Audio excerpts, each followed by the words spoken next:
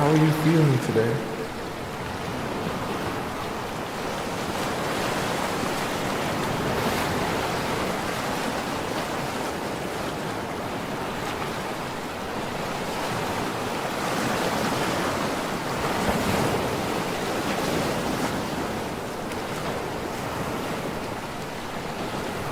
Do you feel fulfilled in life?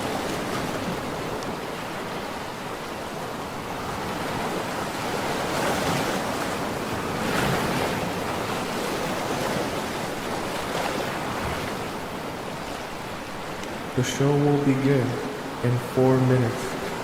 Are you ready?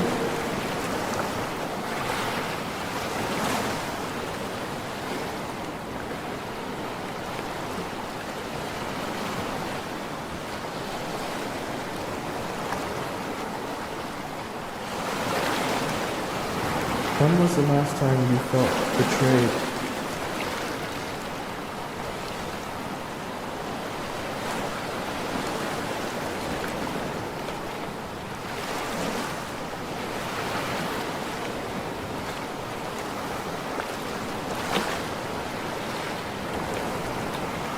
When was the last time you felt loved?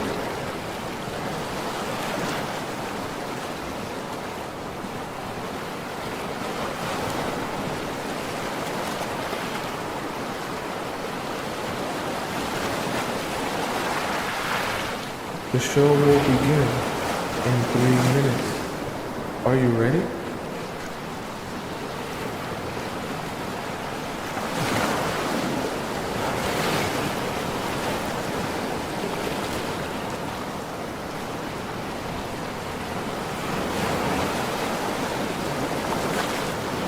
What did it feel like to be in love?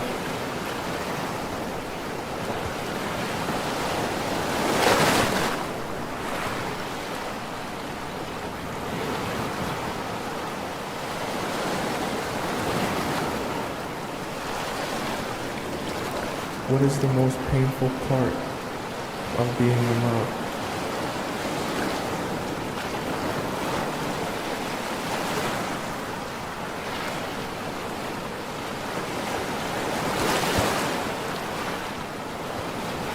The show will begin in 2 minutes. Are you ready?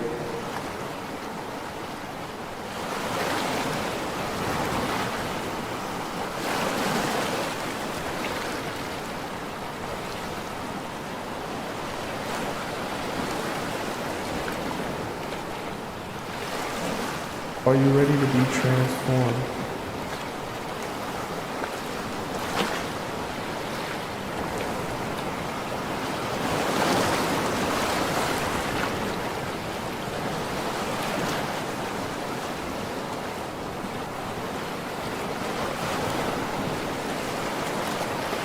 Are you ready to make a change?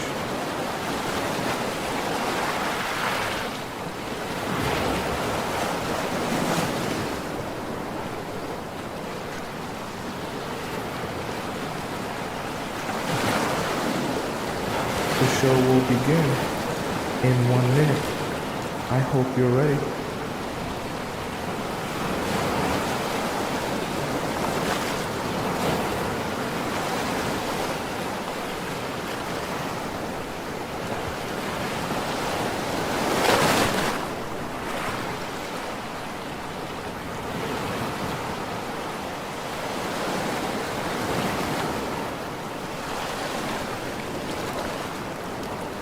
The show will begin in exactly 30 seconds. Get ready.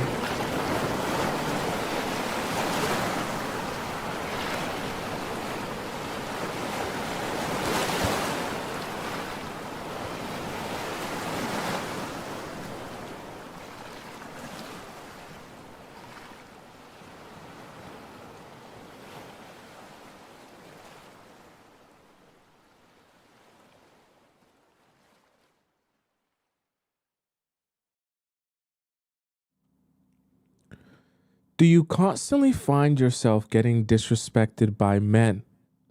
Do you find it difficult to not only set boundaries, but keep those boundaries, especially when you like the guy?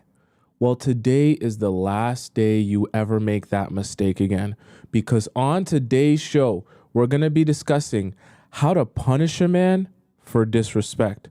That way, you can finally stop being a doormat to the men that you're dating. Welcome to the Players Club. If you're paying attention to me and everyone else in the live stream, please say here present so that I know you're here present and actively participating. Welcome, all of you beautiful souls. How are you all doing? It's so good to see you. So good to spend this time with you. Who we got over in the TikTok and the YouTube chat today? I see we got Sharice here, our amazing moderator here. And we got SH here, another one of our amazing moderators. We got Anisha. We got Scotty. I think Scotty was first in the TikTok chat today. We got Dominica, Kayla. We got Lida. We got, who else we got? We got Flaw, Rafa, Melina, Zyra, Inspired CMA, and lots more. Who else we got over in the YouTube chat? We got Tracy Niles, who was first in the YouTube chat. Shout out to Tracy Niles. We got Ivy, our amazing channel member. Nicole, our amazing channel member. Tracy Niles is a channel member as well. We got Viola. Who else we got? We got BB is here. Iris is here. Diamond is here. Ebony is here. Serena is here. Olivia is here. And lots more. Oh, Vicky is here as well. And Jess, I see it up at the top. Okay, one of our first few people. And I see Beatrix as well. And I want us to all together in the chat, we're all going to say, feel better, Missy America, because Missy America is not here today. She got in a car accident. She's doing well, guys, but that's why she's not here to hold down our YouTube chat as our moderator. So let's all say, feel better, Missy America, because she's going to watch this over at a different time. And I want you guys to know that we're all rooting for her to do better and feel better, okay? That's why she's not here today. All right, guys. All right, chat. Let's get to our very serious conversation today, because this is so important for everything you're going to be doing when you're building your relationships with men. Remember, I always tell you, the only way you're going to get real, genuine desire and appreciation from men is when you have fear and when you have respect. None of the other things you should be worrying about, because everything will fall into place for you in your relationship with the men that you're dating if you have those two things. Okay, so let's start with number one. So the moment a man disrespects you, the first thing that is so important to make sure to do, and I really mean this, you never freak out, okay? I'm going to attempt here to help you understand how to most efficiently use your energy to get the result that you want, okay? What I mean by that is you have to understand some of the things that are going to be natural to you when a guy disrespects you or crosses a boundary, we can also call it, is going to be to do things like freak out. However, that doesn't actually serve you in where you want to go and the result that you want, because obviously if he disrespects you, you want the disrespect to stop. You want him to apologize for what he did. You want him to mean his apology, and you want him to actually take steps forward to that never happening again. So in all of those things that you want as a result, you have to also understand how men perceive and receive things so that you can understand how to best use your time and energy to get closer to that result. Because the reality of it is, if the things you're spending your energy doing don't yield you the result that you want, then it's just a waste of energy. And in the Players Club, we want to use your energy sparingly and efficiently for the things that actually matter. So I know this is called, how to punish men, but you have to understand. I need you to understand. The best punishment is for men in all forms, okay, is never to make him feel like you care more. And you're going to notice a theme here in everything that we're going to discuss here on how to properly, because I'm not just going to give you a general theme and a concept. I'm going to give you a step by step on exactly what to do each step of the way so that you can make him feel this properly, he receives it properly, and he makes adjustments accordingly, okay? So the reason, number one, is to never freak out is because that's the thing you need to be the most concerned of at the beginning. Someone in the chat earlier said, master your emotions. Perfect, right? We want you to become a master of your emotions because you need to understand that to get what you want, sometimes you're going to have to put to the side what you're feeling in that current moment and not allow your emotions to control you, and you control your emotions so you get the result that you want in the end. The reason I don't want you to freak out is because you are not actually going to be punishing a man when he sees how bothered you are by his behavior, by his actions, or by his disrespect. I know it sounds very counterintuitive. Tomisin, so you're telling me I shouldn't flip out and be angry as he made me, or, meet that disrespect that he gave me with a bunch of yelling and cursing so that he can see that I'm really upset and I'm really bothered. I mean, I feel like that's a proper, clear communication of my feelings. Wouldn't that mean that really clear, amazing communication is for me to react and respond and go crazy and freak out just like he, disrespected me? No. In fact, it's actually the opposite. And this is where I play a role in your life in helping kind of undo the ways that you think men are receiving you, to help you better understand how men are actually receiving you so that you can do the things necessary that they do what you want. Okay. So I say that to say, when you freak out and when men disrespect you and you lose control, right? And you lose control of your emotions. What you're thinking that you're conveying to him and you're showing him is that, hey, this really upsets me. I'm really annoyed. I'm really bothered. I'm really sad. I'm really angry. So now that I express my anger and my upsetness, you should be able to see how angry and upset I am. And you should immediately want to fix the situation and do better and do right by me and never have this happen again, right? Of course, it's natural for you to make that assumption. Hey, if I freak out, then he's going to see I'm freaking out and I'm upset and he's going to want to fix it. But in reality, when men see that, all they think to themselves is, oh, wow, she really does care. Wow. I really am able to push her buttons and affect her. Wow, I'm really able to take her on a spiral loop here. And actually, it becomes, as weird and as strange as this sounds, it becomes like an example of his power and control over you. That doing one single thing, pushing one small button, can send you down a spiral loop that you lose control. Now you're bawling. Now you're going crazy. Now you're all over the place, because you want to know what that tells men. Oh, she's attached to me. Oh, she cares about me. Oh, she really wants me and wants to be with me and be in this relationship, which is why she's so bothered by everything that I do. You see, guys are used to being with women that they lose control. See, this is a really funny thing. If I'm a man, you guys have heard the term being dickmatized before. If you guys are not familiar with that term, the terminology just speaks to when you lay some really good schlong on a woman, that you lay it so well she loses her mind. All of a sudden, that girl's going crazy about you, yelling at you, screaming at you, chasing you around everywhere because you laid it down so good on her. So if you're thinking in your mind, oh, when she's dickmatized, she's going to be going crazy, yelling, screaming, doing all this extra stuff because I laid it down so crazy on her, how do you think subconsciously men are receiving you when you're going crazy on them? They're seeing it not as, oh, let me fix whatever it is, the issue that it is. They're saying, damn, I did lay it down on her crazy, huh? I got that 90-second schlong. That was the best minute and a half of her life. I was piping her out crazy. She probably blacked out. She probably came so hard. I'm really like the man type-ish. I ain't know I had it like that. And I really mean that. Okay, I really mean that. You don't understand what you're actually doing for a man's ego when you show him how attached you are to him and how easily he can send you down a spiral, okay? So I say that to say the reason that I never want you to freak out is because that's the actual punishment for the men.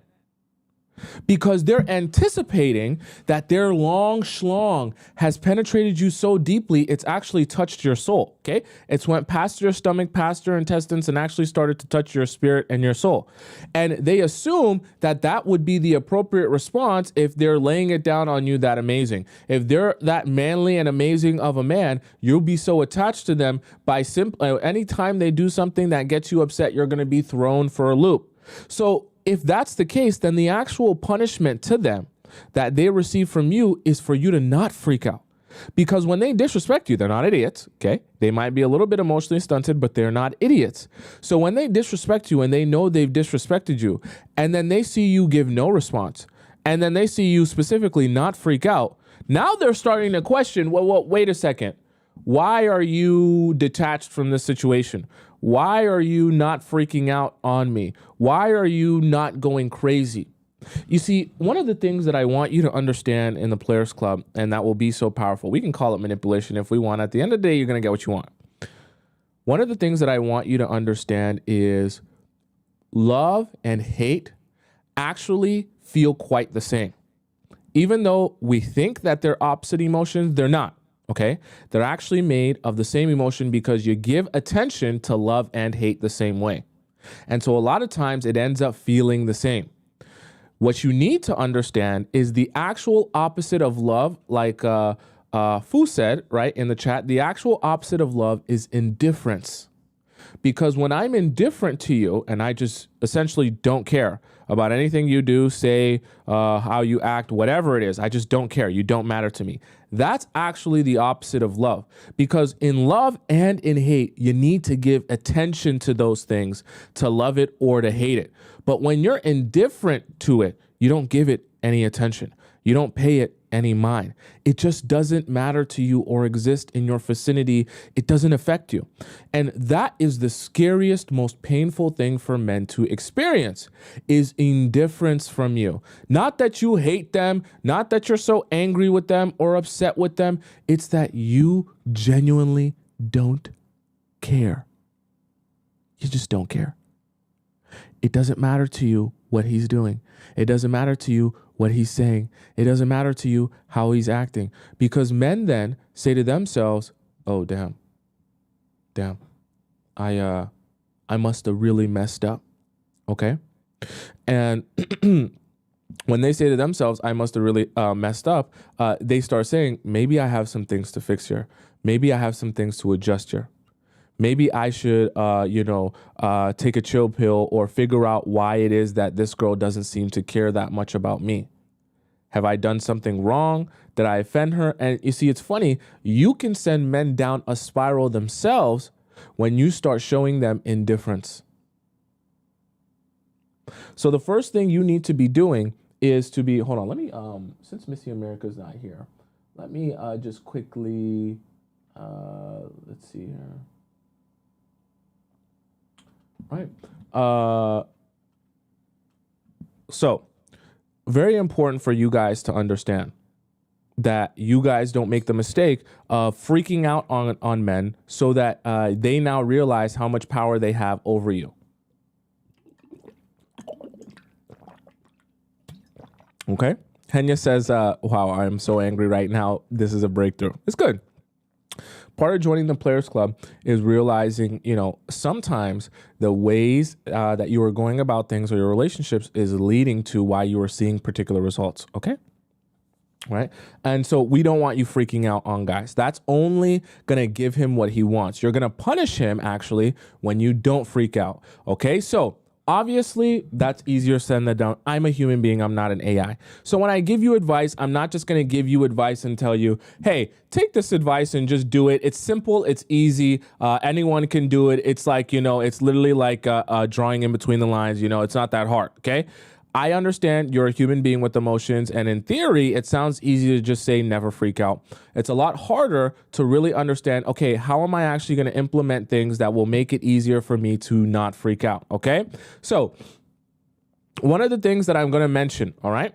Someone says, did I give him power by reacting? Yes. Whenever you react or respond, you're giving him power by doing that. If you actually want to punish him, you give him no response. Now, that doesn't mean, like I was just saying, it doesn't mean that you don't have the emotion. But what I want you to do is to be strategic about having your emotion not in front of him, but away from him, that he doesn't see that you're bothered about it, because you're obviously not going to stop yourself from having the emotion. What I want you to do is stop yourself from letting him see that you have that emotion or reaction. That way he doesn't get the ego boost of feeling like you're bothered, okay? So I'm also going to give you strategy on how to punish him while also staying unbothered, okay? So number one was to never freak out. Now, number two, see, here's the thing. Number two is I want you to shift your energy.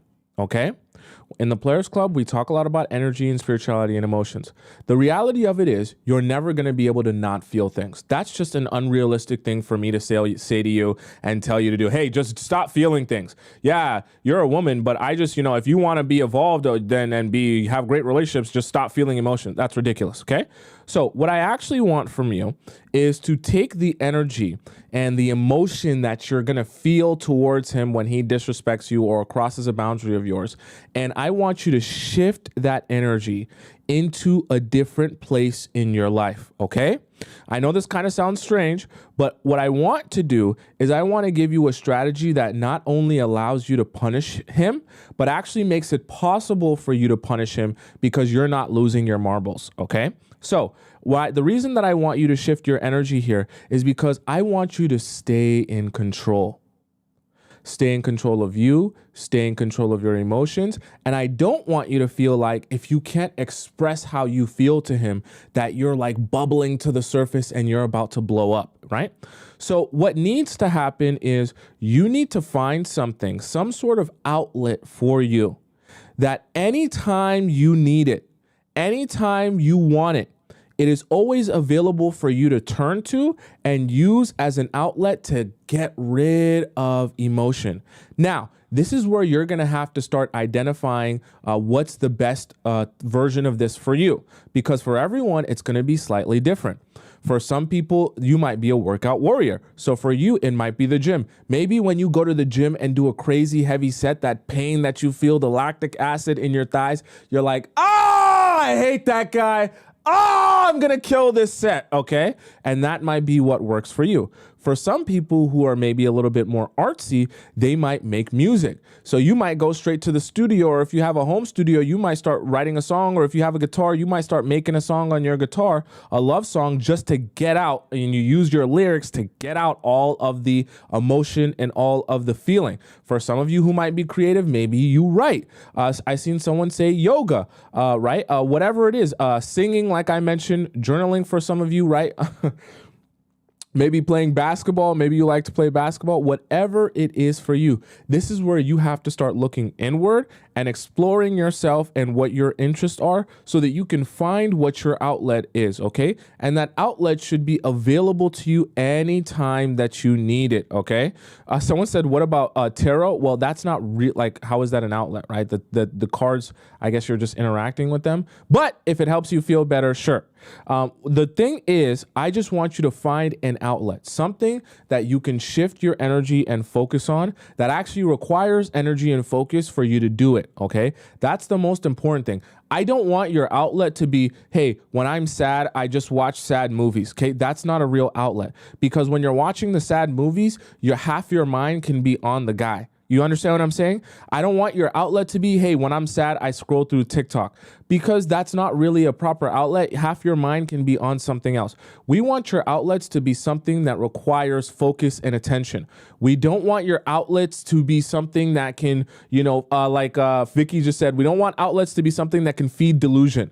And we also don't want outlets that can just be something that you passively consume without actually having to think or do something. So even if you say, hey, when I get stressed out, Tomisin, I like to listen to you. I want you to listen to me while you go do an activity. Okay, not just listen to me passively, hoping that I will get your mind off things. Because the reality of it is, even as I'm talking, if you're not doing something to activate your brain in a way that requires actual action and focus, automatically your focus is going to be shifting on that guy or that whatever, and you're not going to be able to actually express or shift that energy into whatever it is that you're doing. Okay, so what I want for you to do is to find your outlet if you don't have that. And if you have your outlet and you know what that is, then I want you to always have that in your back pocket. See, this is one of the most important parts of dating, because we need you to be grounded before you go into dating men. If you're not, you're going to freak out anytime something goes wrong in your relationship. Anytime he disrespects you, anytime you guys are in a fight or in an argument,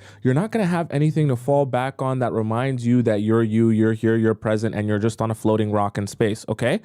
We need you to have a lot of those things that remind you you're just on a floating rock in space, that you don't freak out at every single little thing. Because I promise you, the men will be more attracted to you and more inclined to meet you at your expectations when you're grounded and you're not shifted or moved by anything that he's doing, okay? I want you to understand this. So we are shifting your energy into whatever that activity is that you're going to be falling back on whenever he disrespects you. Because the reason I want you doing this is because you're bunkering down, okay? We're bunkering down here for a war, because when he disrespects you, it's wartime. And when I say wartime, it's a war of patience.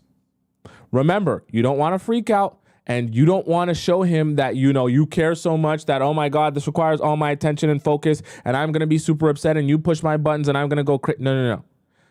This is a war now of patience, where you're going to show him indifference for as long as required for him to come to his own realizations that he wants to fix this. Because the best way to get something out of a man is not to force him or hold a gun to his head to fix it. It's for him to come to his own realization that he needs to fix something, and then come to you asking you on how he should fix it, or already knowing how to fix it. All right.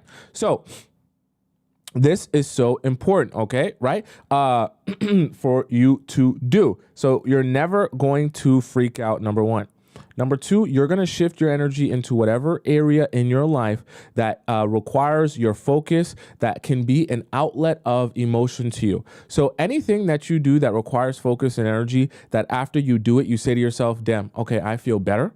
That is one of those outlets, okay? And remember, it should be something that actually requires focus that you can't just do passively.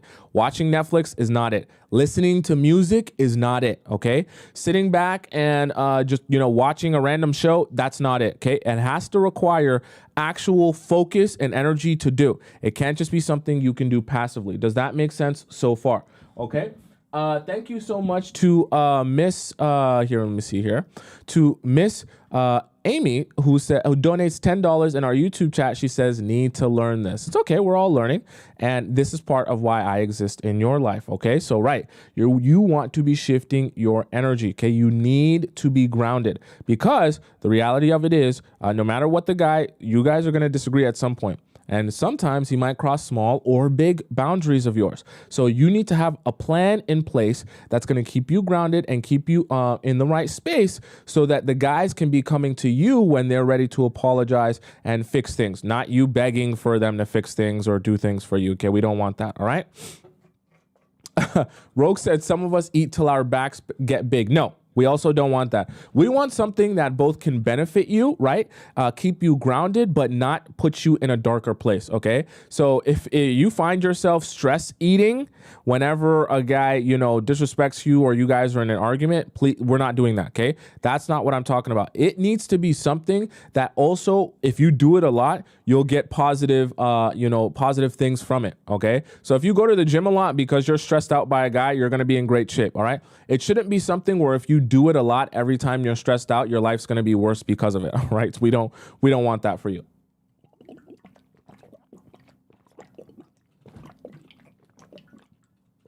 Oh, I'm so thirsty. I get so thirsty talking to you guys. I actually think I drink more water talking to you guys than anything. If I didn't, I probably wouldn't drink as much water. Okay, so it's good for me all around. Now, let's go into number 3.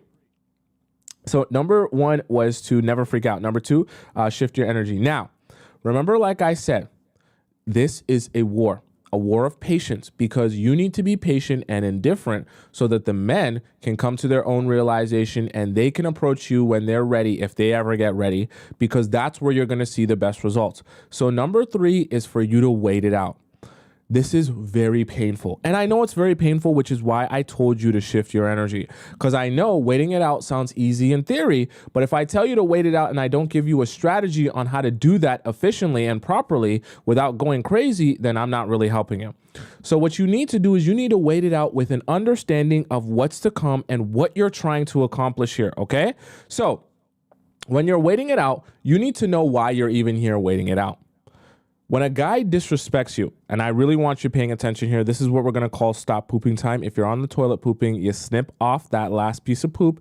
And if you're in your bed with your hand in your pants, you take your hand out of your pants. I'm not sure why your hand's in your pants watching me. Anyways, I want you paying attention now. You need to wait it out. You're here for a reason. The reason that you're here waiting it out is because when a guy disrespects you, it's very, very, very important that he realizes himself he has done something wrong. And he realizes that because you have withdrawn from him. When you withdraw from him, he begins to ask himself questions. This is the process that needs to happen. He needs to ask himself questions. Why has she withdrawn from me? What did I do? What did I say? How did I treat her that has led to her withdrawing from me? He needs to go through this process himself of deciphering, oh, I must have done something wrong. I must have disrespected her or crossed a boundary of hers. Now that I know that I've done something wrong, let me think to what might be the thing upsetting her. What did I say? What did I do? What boundary did I cross? I guarantee you 99% of the time, men, when given the space to know the ways that they disrespected you, can actually understand the ways that they disrespected you. The only reason you feel like men aren't capable of understanding or knowing that is because you spent too much time babying them that you don't believe they're smart or intelligent enough to see that. I promise you, any guy that you're dating that is getting to know you and learning you is smart enough to realize when you withdraw from him. If someone held a gun to his head, he could probably tell you why you withdrawn from him, okay? So I say that to say you need to stop babying men. You need to wait it out and understand when the process goes through as it's supposed to. And if he actually has intention of building with you, he will come to the realization, I have done something wrong. And 99% of the time, he'll be able to figure out what that thing is. Excuse me. Which is why he'll come to you on bended knee or with a boombox outside of your window, apologizing for what he's done and ready to make a change or make an adjustment. Then and only then is when you're going to be able to actually get change from him. Okay. But we're going to get there eventually. But I want you to understand why you're here waiting it out in the first place.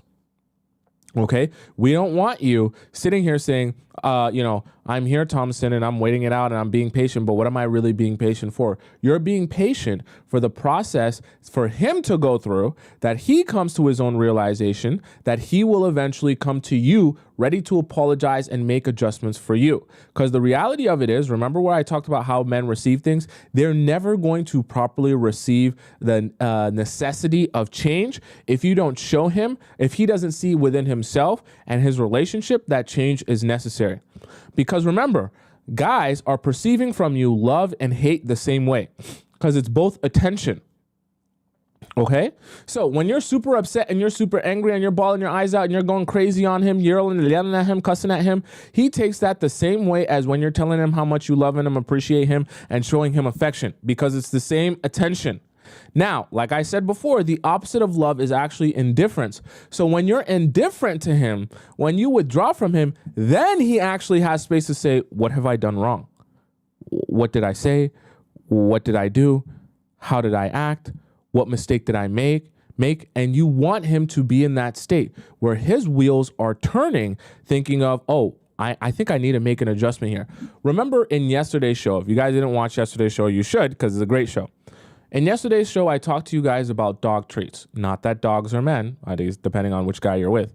But what I want you to understand is, similar with dogs, dogs aren't associating good behavior with, hey, I should be a good dog because my owner will be happy, so that's why I'm a good dog. What happens is when you train a dog, you get the dog to associate something that the dog actually cares about with good behavior. So dogs care the most about food and treats. So you give your dog treats when he has good behavior. Vice versa, your dog does not get any treats when they exhibit bad behavior or behavior that you're not fond of. So the dog understands, if I'm attached to treats and I want more treats and this type of behavior gets me more treats, I continue doing this type of behavior. And so you're getting good behavior from the dog by understanding how the dog receives, and you meet the dog where the dog is and give that dog what that dog understands. And then you get out of that dog good behavior because you understand what the dog understands. And the dog understands food. They don't understand English. They don't understand be a good dog because that gives me less stress. Okay. So I say that to say it's the same thing with your men. You're waiting it out because you need to know that when you're giving them indifference, that's the only way that those men associate bad behavior that I should stop doing and I should probably fix and apologize or make adjustments for. That's the only time they can actually absorb that's bad behavior, when you're indifferent to them. So you're showing them you get indifference from me if you have bad behavior. And remember, like I said, the opposite of love is indifference, not hate. So when you give them a feeling that doesn't feel good, oh, she doesn't care about me. Oh, she doesn't think about me. Oh, she doesn't want me. She's not bothered by me. Maybe I'm not laying it down on her. Maybe she's not stigmatized by me. Maybe she's ready to move on. All of those are negative feelings and negative emotions for them, right? So they're receiving that as I'm not doing a good job or something's wrong here. That's good. You want him to receive that as something's wrong here. That way, anytime that behavior presents itself, he's already associating that behavior with I'm going to get indifference from her if I do this thing wrong. Okay?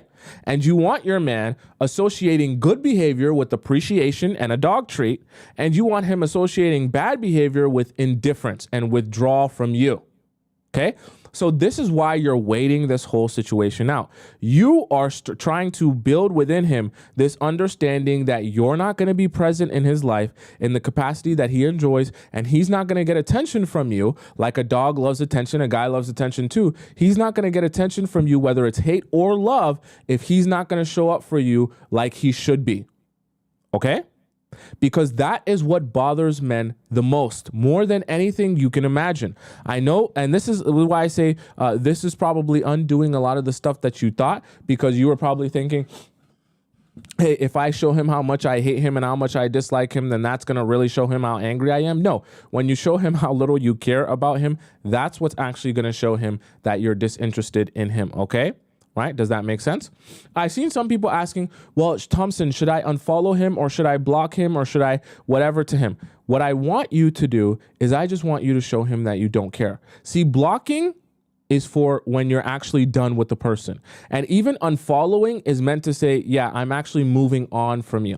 Now, if you're just trying to show a man that this behavior is not going to be tolerated, what you want to do is nothing. You stay following him.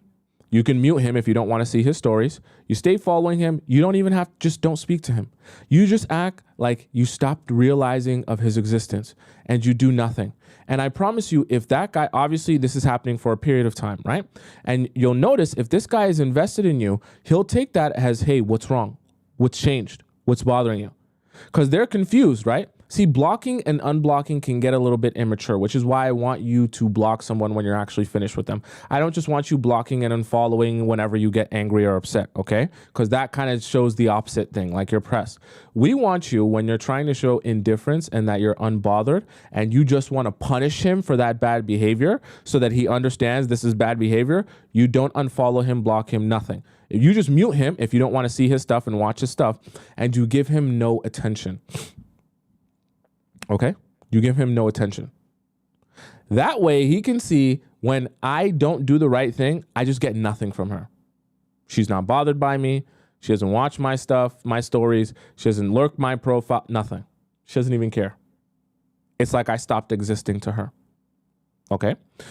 Lida says, but 2 weeks passed, Thompson. If more than 2 weeks have passed or a long period of time has passed that you guys haven't even been in contact or whatever, then at a certain point you just have to move on. But then that's not punishing him, because what you're doing there is you're just moving on from him. Okay. When we're talking about punishing, we're talking about punishing so that he can understand that's bad behavior, and that it's essentially you're saying bad dog, bad dog, bad dog, so that as you're raising your dog understands don't continue doing this behavior. Okay. This is the process of training your man. Okay, let's be quiet. Let's not tell anyone. I know it sounds bad, right? So you never freak out, number one. Number two, you shift your energy, right? Number three, you wait it out, okay?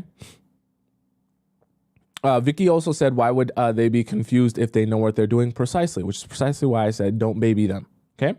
You wait it out. Now, number four is to close alternate Roots. Very, very, very important.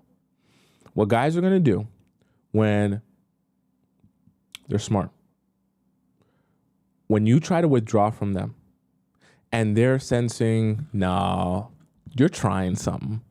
You've been watching the Players Club a lot. You've been watching Tomisin a lot. I know this isn't you. I know this is very painful for you. I know that you can't really stick to this. So what I'm going to do, instead of coming to you with the boombox, ready to apologize to you, I'm going to do something that will make you break from the stance that you've been taking.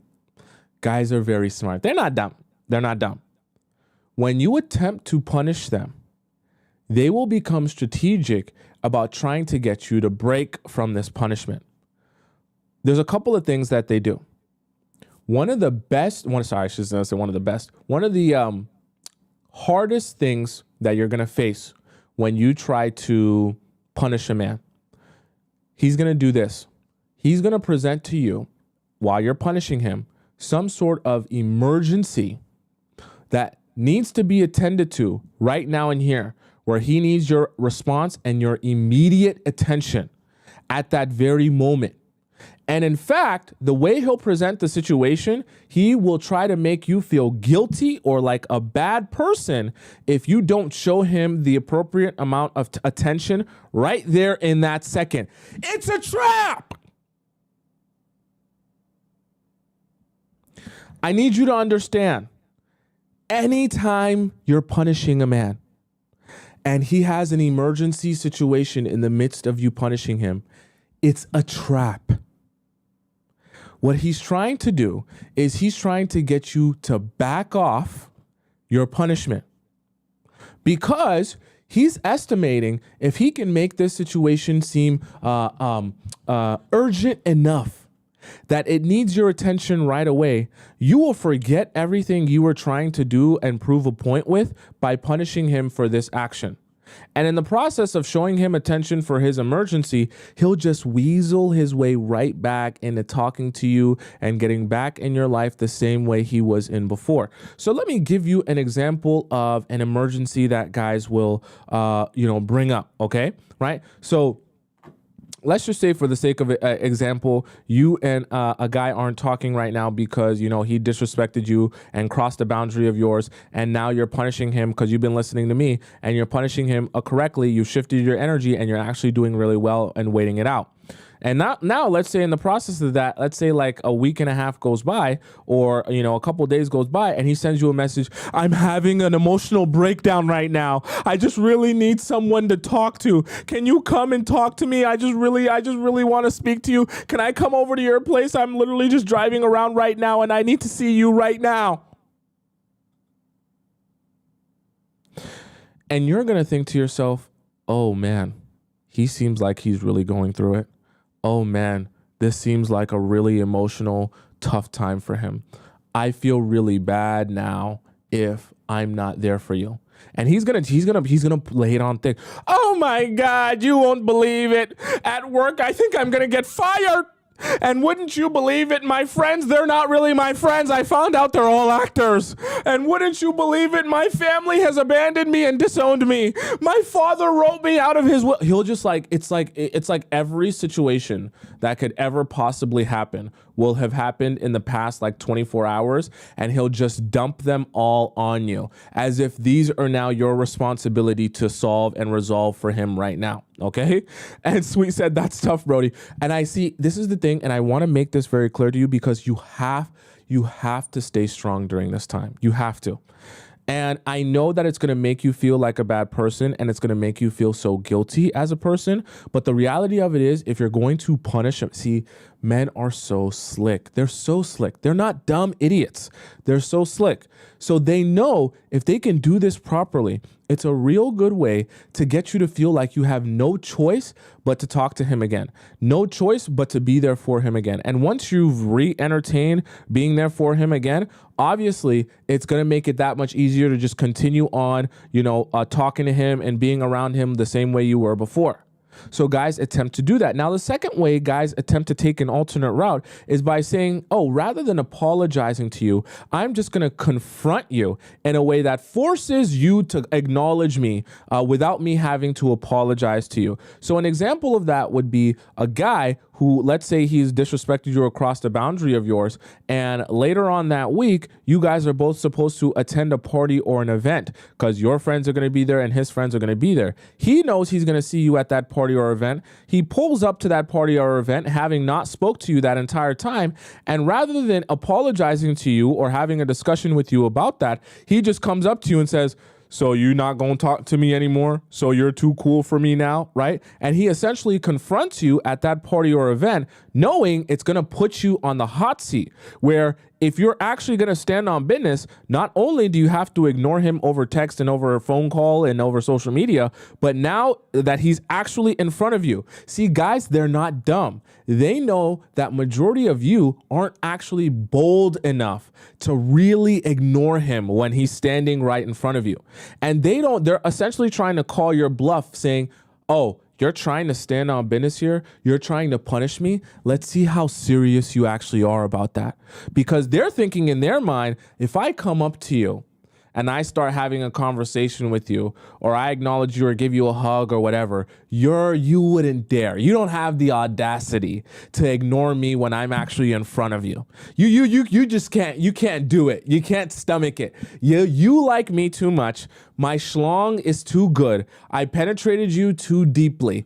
I'm too amazing and awesome of a man that you could possibly ignore me when I'm in front of you. You ignore that man still. You close off any alternate routes that exist of him coming to you and apologizing for his behavior, acknowledging what he did wrong, and acknowledging that how and he's going to fix that.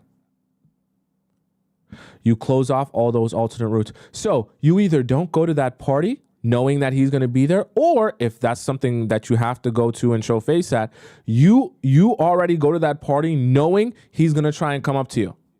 You don't try to have eye contact with him or anything like that. He's going to try to catch your eye. He's going to try to put himself in front of you. And even if he's standing right in front of you, speaking to you directly, because remember, he didn't go to that party to apologize to you or to actually own up to what he did. Because if he truly wanted to apologize, he would have done that at a time that's not this party.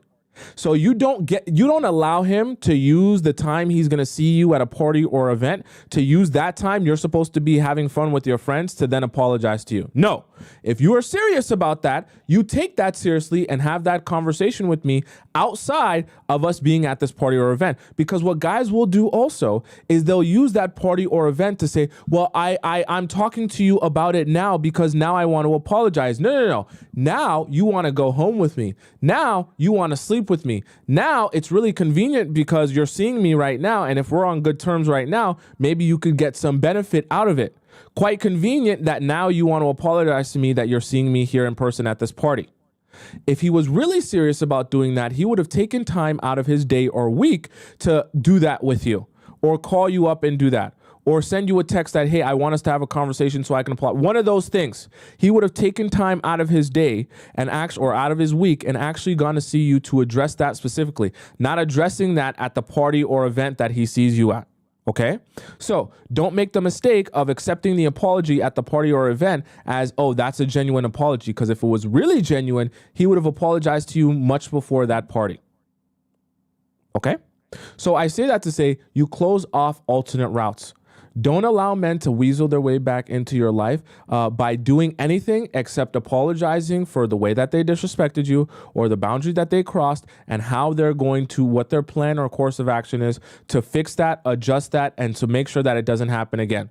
So, and I say that to say, the reason I brought this up as a point on how to properly punish men for disrespecting you is because I'm telling you firsthand, as someone who's actually done this, I know how difficult it is to actually execute, especially when you're someone who has a kind heart and you don't want to upset people. I know that it's very difficult to transition from someone who likes to keep peace and wants to keep everyone happy and wants to be likable to being this mean, because it'll make you feel mean. especially, and this is exactly why guys do it, because they know it's very painful for you to feel that mean. So they know if they can be bold enough to come up to you at that party or event, it'll be very difficult for you to say no to him at that point. I'm telling you this and giving you this advice as someone who's actually done it. I'm going to give you a short example, a short story of something that I did so that you guys don't think that I just tell you to do stuff and I don't practice it myself. Someone that I wouldn't say talking to, just kind of messing around with or whatever, talking to, disrespected me. It disrespected me and my friend in a way that I didn't appreciate how she had disrespected me. I went out to an event. She was at that same event because we share some mutual friends. She actually, instead of having a conversation with me about the situation that had transpired, because we hadn't spoke that whole time, she came up to me at that event. Because she has mutual friends, so she was around the place that I was at, and she just started talking to me. Hey, what's up? Like me and her right in front of me. I just completely ignored her. She's like, hey, you don't see me? Or you're not going to acknowledge me? What's up? And I just completely ignored her. She continued on like that. Why aren't you acknowledging me? She did that for 5 minutes. At one point, she actually had her arms around me, trying to hug me, trying to play it off and laugh it off like, oh my God, what's your problem? Why are you being so extra? Da, da, da. And I literally just sat there ignoring her. Like I was standing up, ignoring her. And you have to also imagine her friends are here and there's another crowd of people that know me and some of them know her that are like watching this happen. And they're like, what's going on? Right? Because they don't know what was going on or what my issue was with her. And I just ignored her. Until, right, the only reason it stopped is because one of her friends had to say, girl, please stop embarrassing yourself. And she had to drag her off of me. And I still didn't acknowledge her. And I didn't acknowledge her for the rest of the night. Okay? Some of you guys are like, wow, that is so embarrassing. Precisely. Okay? Now, obviously, I know I'm a mean guy. I can be very mean. Okay? So I'm not expecting you that all of you by the snap of a finger are going to end up being that mean. But I do want you to understand how seriously you have to take that in order to show people that you mean business. Okay? Because guys, just a girl, in that case, it was a girl, but guys also will be that bold to think that, hey, if you have a problem with me, it's not that big a deal. It's not that serious. If I see you out and about, or we're together, I can come up to you, we can chat, and it'll be like nothing ever happened. No. You have to take your respect and your standards seriously, that if someone is not apologizing to you or actually making an effort to make a change, you're not going to acknowledge them or just, oh, we'll just be cool for the sake of being cool. No. You don't need more friends. You have a lot of friends. Okay. Everyone loves you. Everyone wants to be your friend. So you don't need more friends and you don't need to keep the peace by being friends with people who can't treat you properly. Okay. Or being acquainted with people who can't treat you properly. It's just very simple for you.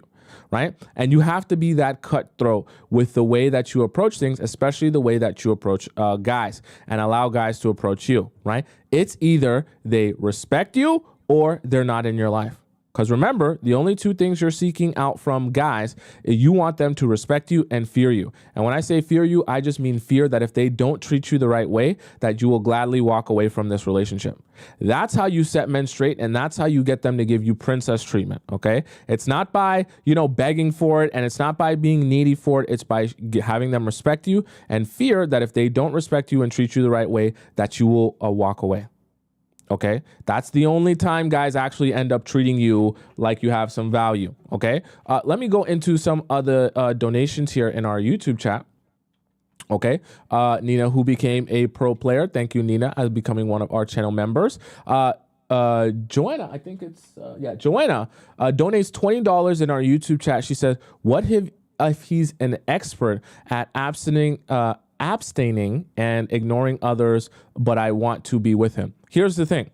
There comes a point. So we're talking about how to punish a man when he disrespects you. And here's the thing, Joanna, and I want all of you to understand this. If he disrespects you, he's not dumb.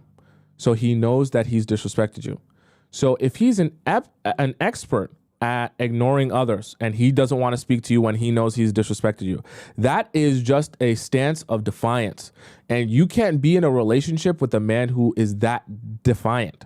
Meaning that if he disrespects you simply because he's a master at ignoring people and he doesn't want to apologize for anything, that guy has an ego problem.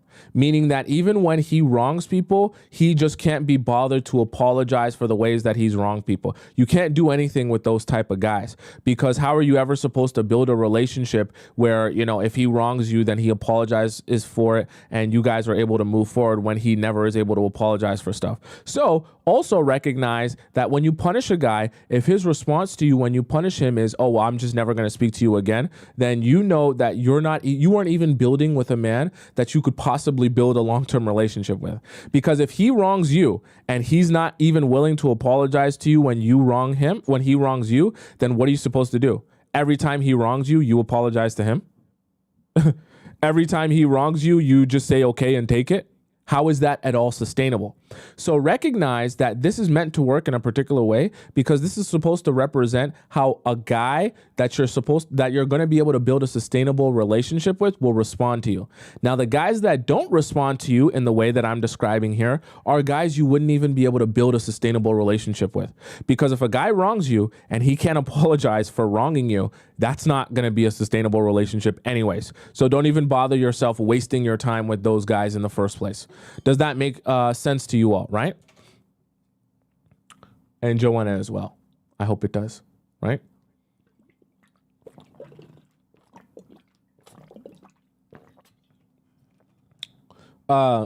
Lee says, won't saying no to helping them make them like you less? What do you mean saying no to helping them? What are you referring to? We're talking about setting boundaries, and we're talking about how to punish men for disrespecting you. What type of help is there? You're talking about when he gives you the emergency, saying no to help. When a guy gives you that emergency and you say no to helping them, you can say no, but you can say no that you're not. It's not that you don't want to help them, but you're not the person to come to for that situation. Here's the thing. Guys are going to guilt you into making you feel bad for not helping them. But the reality of it is, if you guys weren't speaking for the past couple of days and you have some sort of emergency going on, I can guarantee you there are other people in his life that would probably be quicker and better equipped to help them in whatever situation that they're in than just you. The idea that you're the only person, I want you guys to soak in this logic. Think about this logically. If you're the only person in their life that could possibly help them with this situation, like literally the only person, not a family member, not a friend, not the ambulance, not 911, not a police officer, not a firefighter. You're the only one that can help them in their entire life. Quite strange that they need you that badly, but when they disrespect you, they're not ready to immediately apologize for their disrespect. And they're not like, wait, I want you in my life, so I can't go days without talking to you. I can't go days with ignoring you. I can't have us be in no contact for this long. Do you see how that doesn't really make sense and line up? If you're that much of a crazy factor in his life, why is he finding it so difficult? Because remember, if that's happening because he's disrespected you and you're in the process of punishing him for that disrespect. Meaning that he hasn't yet come to you and apologized for the ways that he's disrespected you. So if he has too much pride that he doesn't want to apologize to you for the disrespect, but all of a sudden now that he needs help, you're the only person in his life that ever, he can even turn to for anything. Why was he so comfortable with having the only person in his life that he can turn to for anything, disrespecting them and not trying to fix that situation as soon as it happens? Do you see how that doesn't really make sense? If you're that important in his life and, there's no one else to turn to, then he probably should have treated you that way when it came to disrespecting you and you guys not speaking because of the disrespect.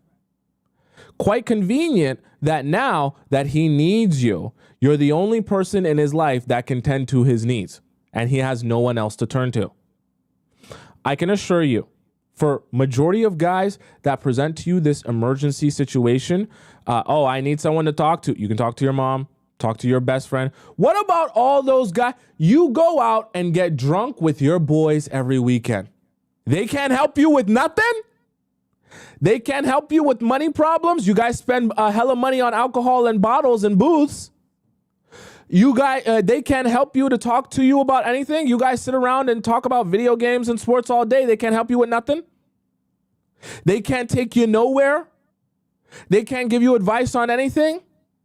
Your mother, your father, if your father's in your life, your brother, your sister, none of them you can turn to talk about anything.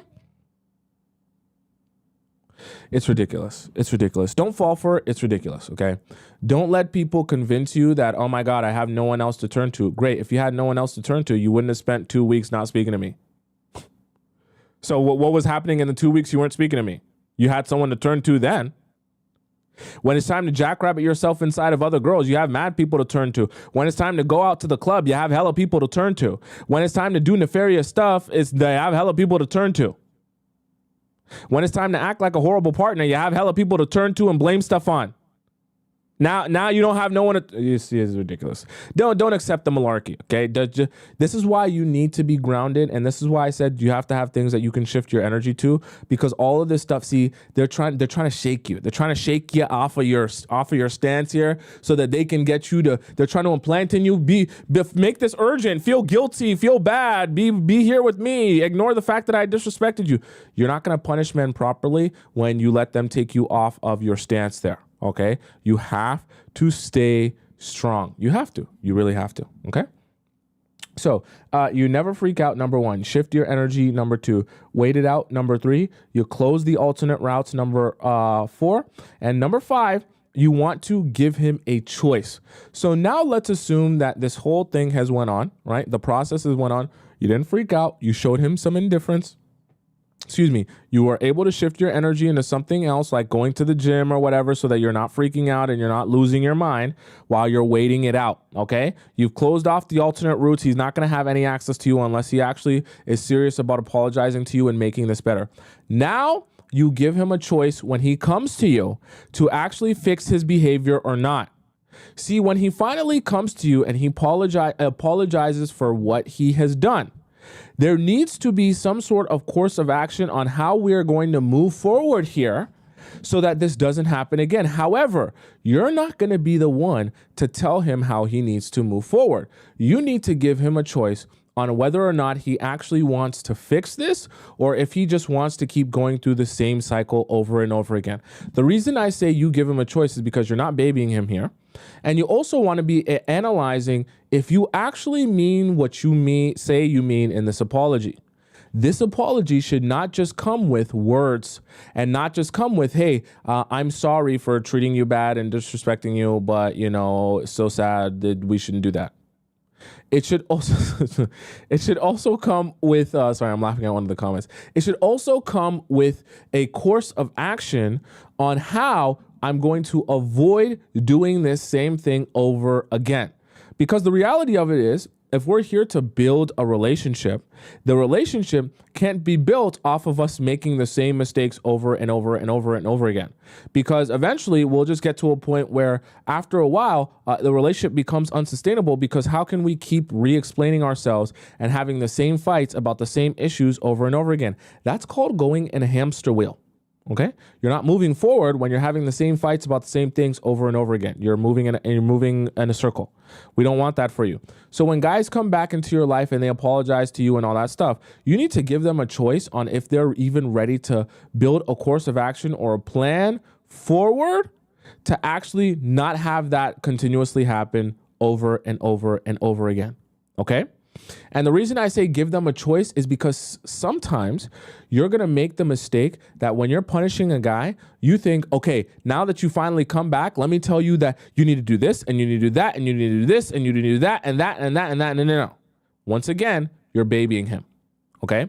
And once again, you need to have him, what you're doing, you're having him associate withdrawal with bad behavior. So you're going to withdraw when there's bad behavior.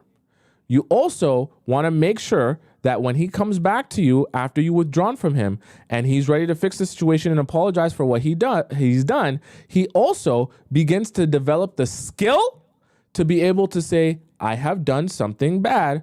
I apologize for what I have done, but also I have thought about how I cannot have this happen continuously in our relationship, because not only do I want you to be happy in our relationship and I want our relationship to go well and I don't want to disrespect you or make you feel bad, I also don't want to continue making the same mistake over and over again.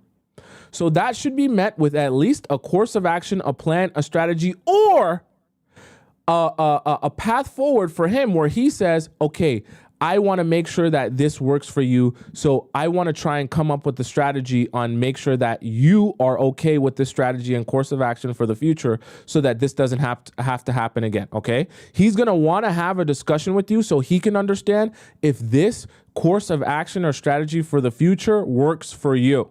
Okay, so that might require some collaborating, but I promise you, he will be the one to present that to you. Not you telling him, okay, you need to do this and you need to do that and you need to do this. No. You give him a choice to actually want to fix it and do better. Now, when he actually comes to you and says, I want to fix it and do better, let's come up with a plan on how I'm going to fix it and do better so that I can do this for you. How about this? How about that? How about this? Right? And you guys work together on that. That is what you want. But you have to give him a choice to even want that in the first place. Because the reality of it is when you punish a guy for disrespect and he comes back to you, he needs to come back to you ready to apologize for the disrespect, but also ready to not continue to disrespect you that same way over and over again. Okay. And you're never going to do that by begging. You're never going to do that by pleading. You're never going to do that by screaming, because guys only are affected and receive it seriously when it's indifference. I wish I could play you guys an amazing video where this girl goes, yeah, I just stopped caring. And then the guy goes, yeah, as soon as you stop, it's like a couple on a couple's podcast. And he's like, as soon as you stop caring, I started thinking you were cheating on me. See, because guys, when you hate them and you yell and you scream, they just take that as love. It doesn't even feel different to them. So they're not even thinking that there's anything wrong. It's funny. It's almost like you're giving them a dog treat when you yell and you scream like that, right? Because they don't understand the difference between love and hate like that. What they understand is indifference. That is the one that really scares them, because they say to themselves, a girl cannot be indifferent to me unless she's either cheating on me and she's attached to another guy, or she's completely withdrawn herself from this relationship. That is really, really scary to men. That's when they start thinking, oh boy, let me do something different here. Let me adjust my behavior here. Okay. That's when they start getting their ears perked up and they start thinking about how they can change or adjust some things. All right. Does that make sense? Now, do you guys have any questions about the 5 that we discussed here? So never freak out was number 1, shift your energy number 2, wait it out number 3, close alternative routes number 4, and give him a choice number 5. Okay. Cashley says they like when you're upset because it means you're in your emotions. Precisely. And they perceive that as, oh, you care a lot. You want me a lot, and you probably care that much, and you're so attached to me because my big long schlong has dematized you. You're dickmatized, so now that you're dickmatized, I'm the most amazing man on this earth. The way I jackrabbit myself inside of you for 90 seconds really changed your life. Right? I'm telling you, it's an ego boost when you do that. If you really want to show him that he needs to make a change, you show him indifference and get good at showing guys indifference when you don't like the way that they're acting. Okay. Remember how I told you guys to give them positive reinforcement when you're giving them princess treatment? You show them indifference when they're treating you how you don't want to be treated, or they're doing things like disrespecting you or crossing your boundaries. Okay. Right. Olivia says, has a guy ever told you that you look pretty when you cry? I have gotten that. It's toxic as F. Yeah, that's weird. I'm not sure why a guy would say that you look pretty when you cry. That sounds like a weird kink. Okay, that sounds really strange. Right?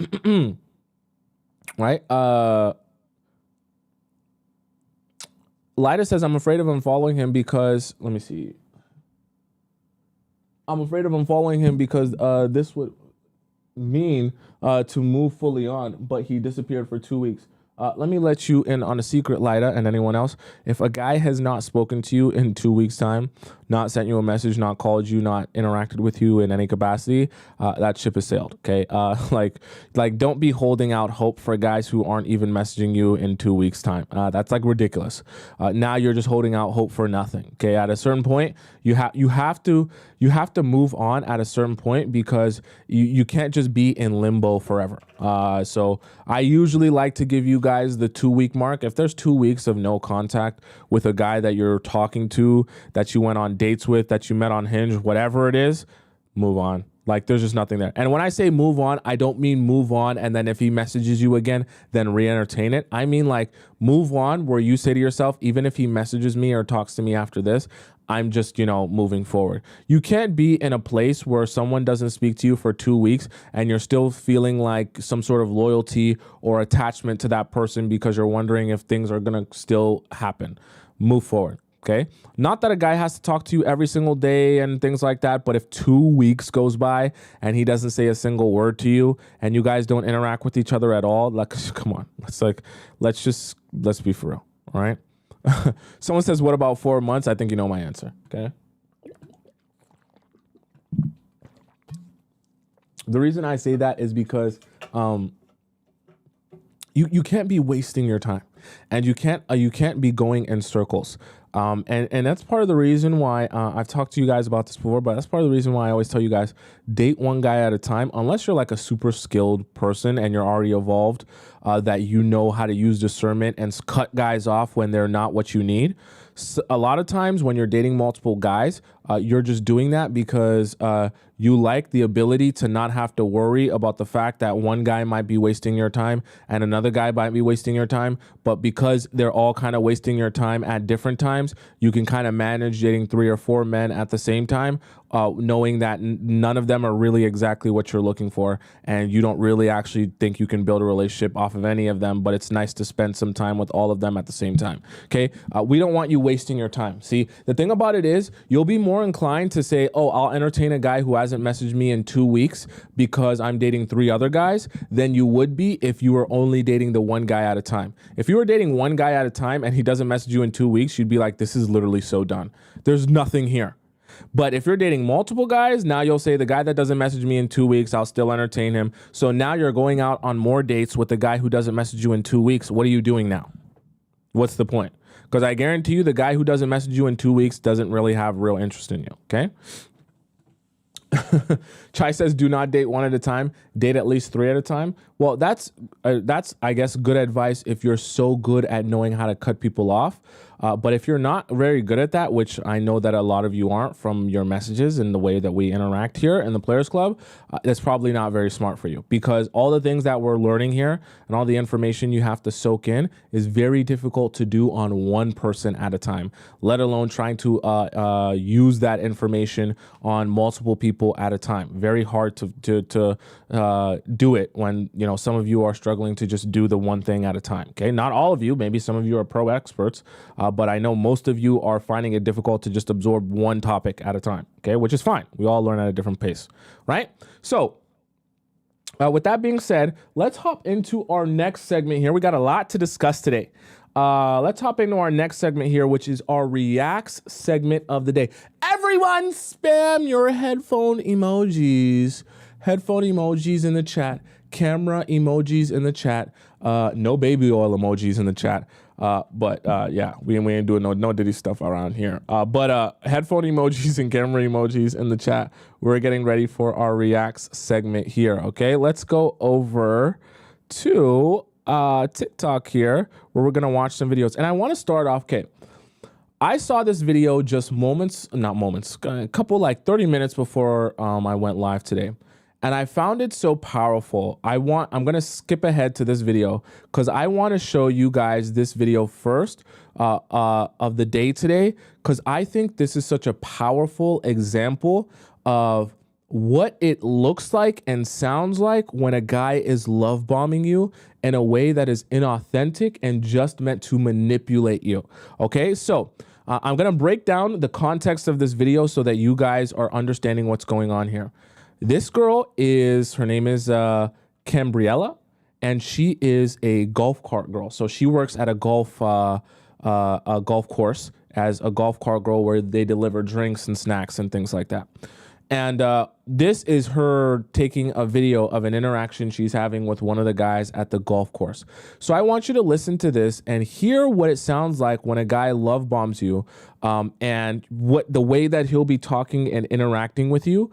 and how ridiculous that will sound, because when you're hearing it from a third person, it'll make you feel a lot more uncomfortable than when it's happening to you, because you're thinking, oh, he just sees how amazing I am. So I want you to hear how this sounds. Please don't thank me. Thank you. I am being dangerous. You do recognize that you are absolutely stunning, right? Thank you. Most men, I would imagine, most men, especially of an older generation, they're not used to seeing such apparent beauty. No, when they see someone just as breathtaking as you, it is a wonderful thing to find someone attractive and then to have their attention, for however fleeting it may be.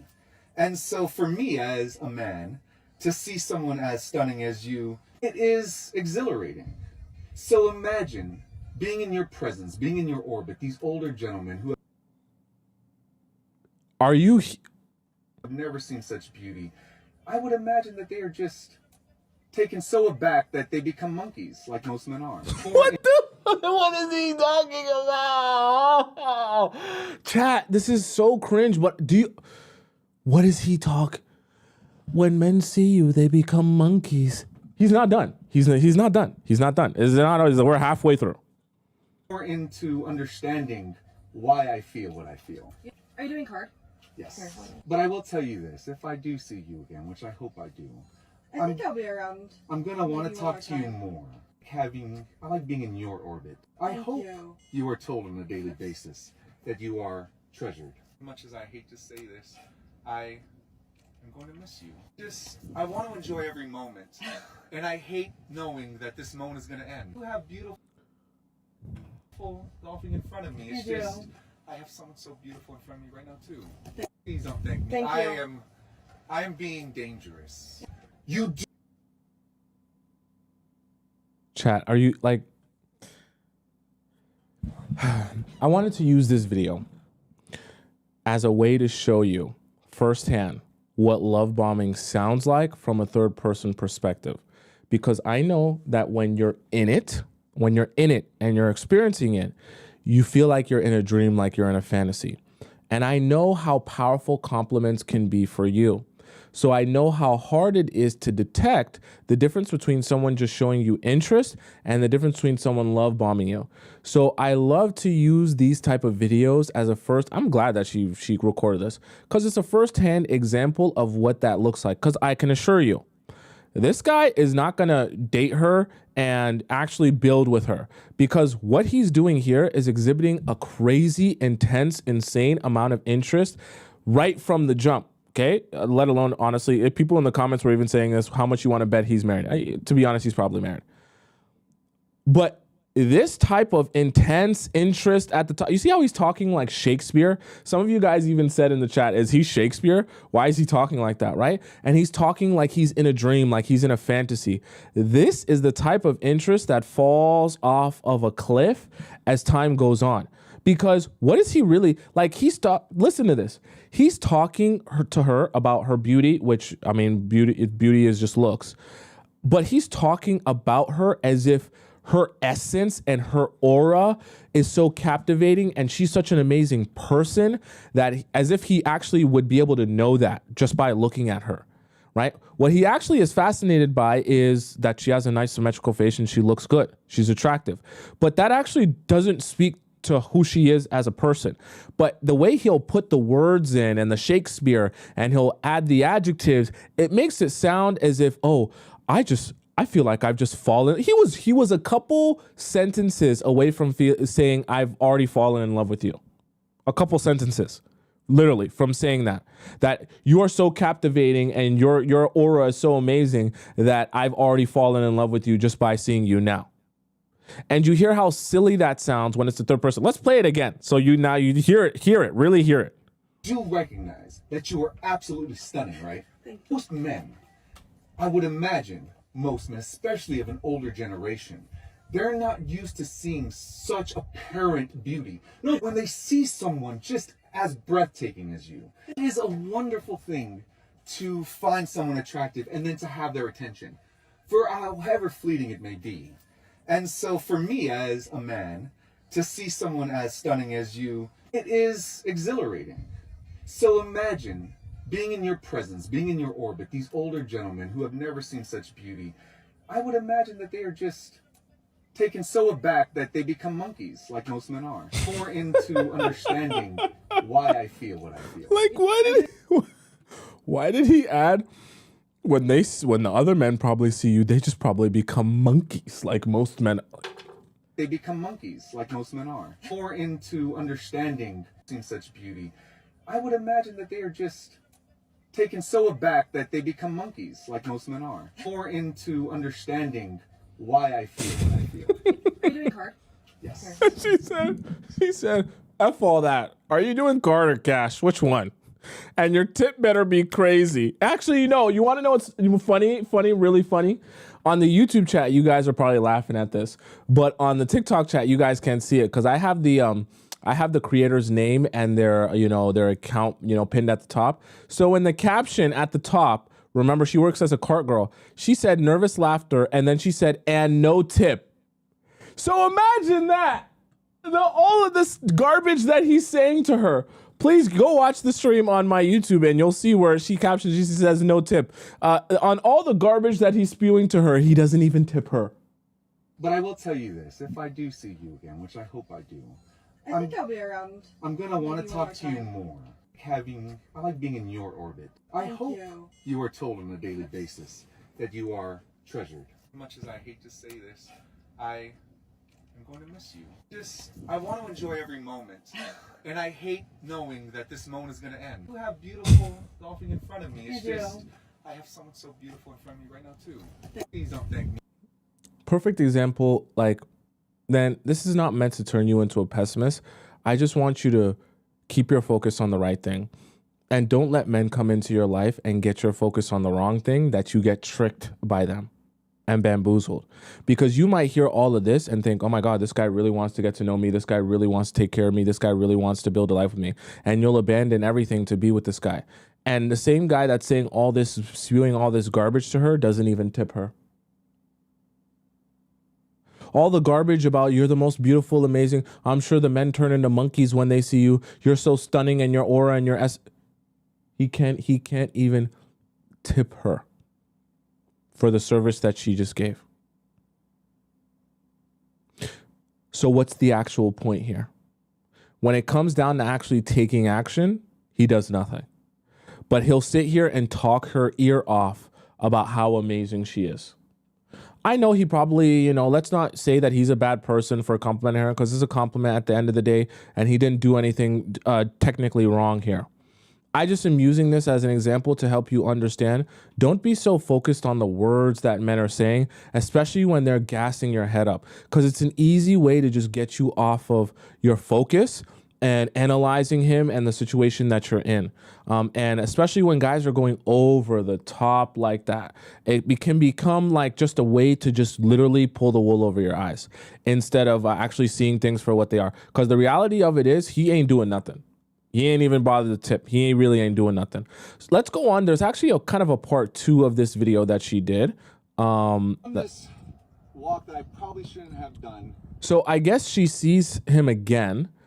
Maybe she has to come back to deliver something again. Or this is like a part 2 of the conversation. Maybe she was about to leave and he had one more thing to say. So this is an ongoing part 2. I was just focusing on my feet, putting one foot in front of the other. Because every part of me was burning, and I kind of hated myself for taking on too much. And I was feeling sorry for myself, and I just kept looking at my feet, one foot in front of the other. I'm gonna make it home. And I had about a couple miles to go. And I knew I wasn't gonna die. But I don't know, it's pretty hot out. I wanted to stop. Every moment I wanted to stop because it just hurt. And then what's the zip? And so I realized that I was gonna make it home. There was no way I wasn't. So I had to understand whether I wanted to keep looking at my feet in front of me, one step in front of the other, focus because the pain sucked. But I had to focus on it because I had to push through it. Or because I knew I was gonna get through it anyway. Instead of focusing all my time and energy on all the shit that I have to do, maybe I look up and look at the Catalinas. There's no birds in the sky right now, but Yeah, it's beautiful out here. my point is, so many times when we do hard things, we look in front of us, one foot in front of the other, because we have to focus on that difficulty. Yeah. So often than not, when you believe that you can do it, and you've seen your energy seems that you project, you're gonna get this. On this. What the hell is he talking about? What the hell is this guy talking about? That was a minute 30. And I'm actually shocked. For a minute and 30 seconds, he managed to speak the English language and not put together a coherent sentence while speaking for a minute and 30 seconds. Nothing of what he just said there meant anything. I actually think it's a talent to speak for that long without making any sense.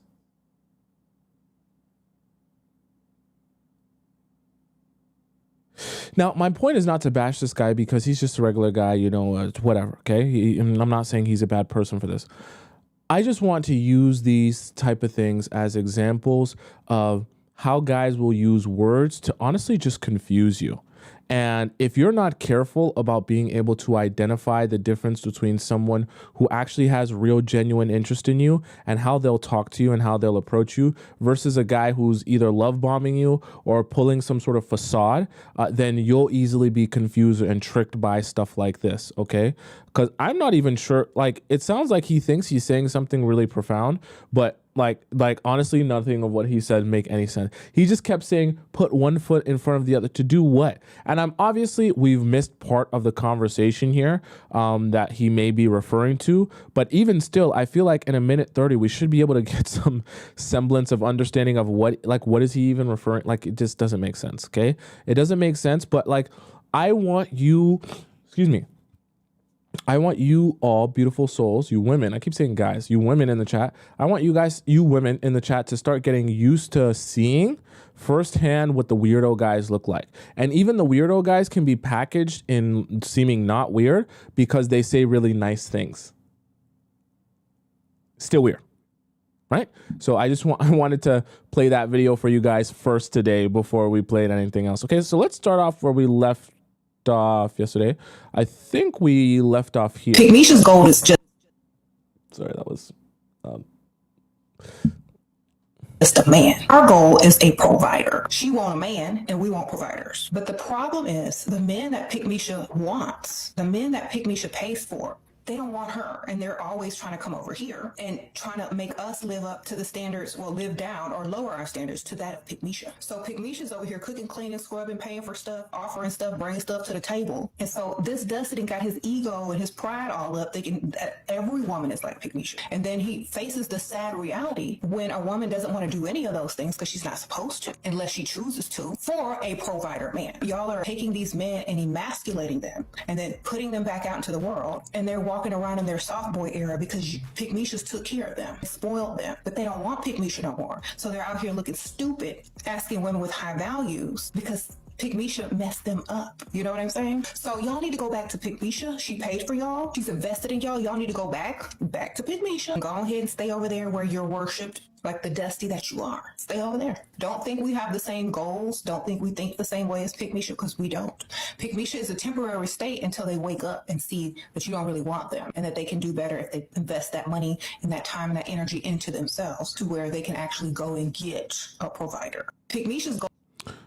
I actually agree with what she said in this video here is that sometimes you can get confused when guys approach you and they're expecting you to act like the pick-mishas. When she says pick-mishas, what she's just referring to is the women who are so desperate to be chosen by men that they will get on the floor and scrub the floor for those men, clean the dishes, clean the pans, fold his underwear, give him a handy, give him a footy. They put on their maid outfit and do anything that man wants so that that man will like them. And in reality, those women always get overlooked, ignored, and disregarded because men don't actually want that. What they want is to pursue a woman that they see has value. And the reality of it is the women who have actual value, that are the dream women, they're not trying to scrub the floor for those guys. It's the opposite. Those guys are trying to put their best foot forward to impress those women. So I say that to say, when you are having a lot of standards and expectations of the guys that are going to have access to you, you're going to encounter a lot of guys, especially if you're meeting guys on dating apps and things like that. You're going to encounter a lot of guys that will approach you trying to do the bare minimum for you and trying to, have you do the most for him to be in a relationship with him, as if, like you should be the one chasing after him. It's going to feel very weird to you because after a while, you're going to start feeling like you're crazy, like you need to lower your standards, because maybe if your standards are too high, you won't be able to date anyone. What needs to happen is you don't lower your standards for anyone, because those are your standards and expectations. You keep them high. And if you find yourself constantly seeing the same type of guy over and over again, or dating the same type of guys, what you need to do after you invest that time and energy back into you need to start changing up your environment. So changing up the places that you spend most of your time and energy, especially your time, that's why you're meeting the same type of men. So if you're spending all your time on Hinge and you're only meeting a particular type of guy and you're feeling like you need to lower your standards to meet and date those guys, then your problem is not your standards. Your problem is your environment, which is Hinge. Okay. And vice versa. If you're spending all your time in the club or the bar and all the guys you meet in the club are making you feel like, you have too high of standards that you might need to lower them, your problem is not, your standards. Your problem is the fact that your environment is keeping you in a place where you're meeting the same type of guy who is only willing to do the bare minimum, only looking for cheap throws, only looking for, the absolute least amount of effort required to get access to a girl's Squirtle, like all of that stuff. And that's what you need to do. Change your environment and then take back that energy and focus from the men, invest it into yourself, and never lower your standards. Because as soon as you start thinking, maybe I should lower my standards, you'll start folding and you'll turn into a pick-me-sha yourself. Okay. We don't want that for you. All right. Let's go on to our next video here. I don't think you're having a hard time letting go of him. I think you're having a hard time letting go of his potential that you created. Okay, that was not real. This version of him, the future that you created, you're like, oh, I miss my ex so much. No, you don't miss him. You miss the version of him that you made up in your head. That was not real. That was not who he was. Okay, that's who you wanted him to be, who you thought he could become. He never showed you to be that man, okay? I don't think you're having a hard time letting go of him. I think you're having a hard time letting go of his potential. Yeah. It's sad. It's sad, and I don't want this for you. Part of the reason that I know you hate when I tell you to ask men a lot of questions, get to know them really well, have them trauma dump on you. Part of the reason I know you dislike that is because you can't live in your fantasy anymore. Because when he tells you his traumas and he tells you the ways that he's a not so good man, you get a little dry. Why? Because he's not a fantasy anymore. He's not like a dream man anymore. He's kind of gross a little bit. Kind of does some things to ick you or irk you. And now that you're hearing his life story, he feels real now, and he feels like he has flaws now. So it's not really a fantasy that you can rub one out to anymore. I mean that emotionally and physically, okay? Because it's great when you can fantasize about a guy that you don't know. You can put all these amazing character traits in his meat suit, right? Because his meat suit is just a meat suit. But when you can implant a whole bunch of feelings and emotions and character that he doesn't have in that meat suit, it makes it feel like, oh, that's a real man. Then when you're at home, you have your legs spread open and you're rubbing one out. You're like, oh my God, he's the perfect guy. In reality, all you did was take, your perfect man and you just put it in a meat suit to make it feel real and make the fantasy feel real. Part of the reason why you don't want to get to know guys where they're telling you all of their deep, dark secrets and really getting into the nitty gritty of who they are. Because when you hear that, when you hear about his relationship with his ex, when you hear about his family situation, when you hear how he treats women or his outlook on the world, all that stuff is going to make him real and is going to make you unattracted to him. Unfortunately, actually, I should say, fortunately, that's a good thing. Because the quicker you can get yourself out of fantasy land, the quicker you can actually start observing and analyzing him for who he really is. And when you're doing that, that's when you can actually start building relationships with the guys that are meant for you, and stop wasting your time with the guys that aren't meant for you and aren't aligned with your way of thinking or what you want in a partner. Okay? Does that make sense? Right? Someone says, what's the video about? Just rewind it. Oh, sorry, you're on TikTok. So go on YouTube and rewind it there. Okay. The creator is called, just go on my YouTube. On the YouTube stream, you got all the information there. The creator's name, you can rewind it. You can do everything. Okay. My YouTube channel is just above my head. It's Tomisin Atobatele. Just type it in on YouTube. You'll find me. I'm live at the same time here. Okay. As here. Okay. Don't be so asking so much questions or who will you text it. Always make him feel like you are the breath of fresh air. When you make a man feel like you are his breath of fresh air, he craves you more. But when you question him all the time about things that don't matter is when he's not going to really want to be around you. Like, for example, some girls is like, why didn't you text me? What time did you get home? How come you didn't call me yesterday? You don't do that. You make every single moment that he has with you memorable, whether it be flirting or just saying, hey, babe, how's your day going? How are you feeling? How are you mentally? And after you get him where you want him, where he's used to you being all nice, you just pull away. When you pull away, you're going to make him obsessed, because now he's going to realize in his mind that, damn, there must be competition happening somewhere else, because why all of a sudden she gave me the best side of her and then all of a sudden she pulled away? That means that she's probably interested in someone else. And one thing about masculine men is they love competition. But the problem is that a lot of women don't have the patience. They rather just frustrate the relationship to work instead of using time to their advantage. Time can work wonders. Hello.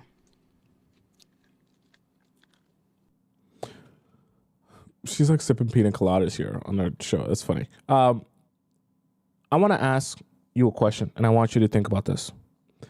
If you think about your man's dream man, maybe his celebrity crush, let's say it's Ice Spice, Jennifer Lopez, Oprah Winfrey, Beyonce, I don't know, Lotto, whatever, whoever his, Tyler, whoever his celebrity crush is, and how much work he would put in and effort to getting that girl out on a date, impressing her, and being with her. Do you think all that time and effort that he is spending impressing her, trying to go out on a date with her and to put his best foot forward with her, do you think she would be talking about other women or concerned about other women?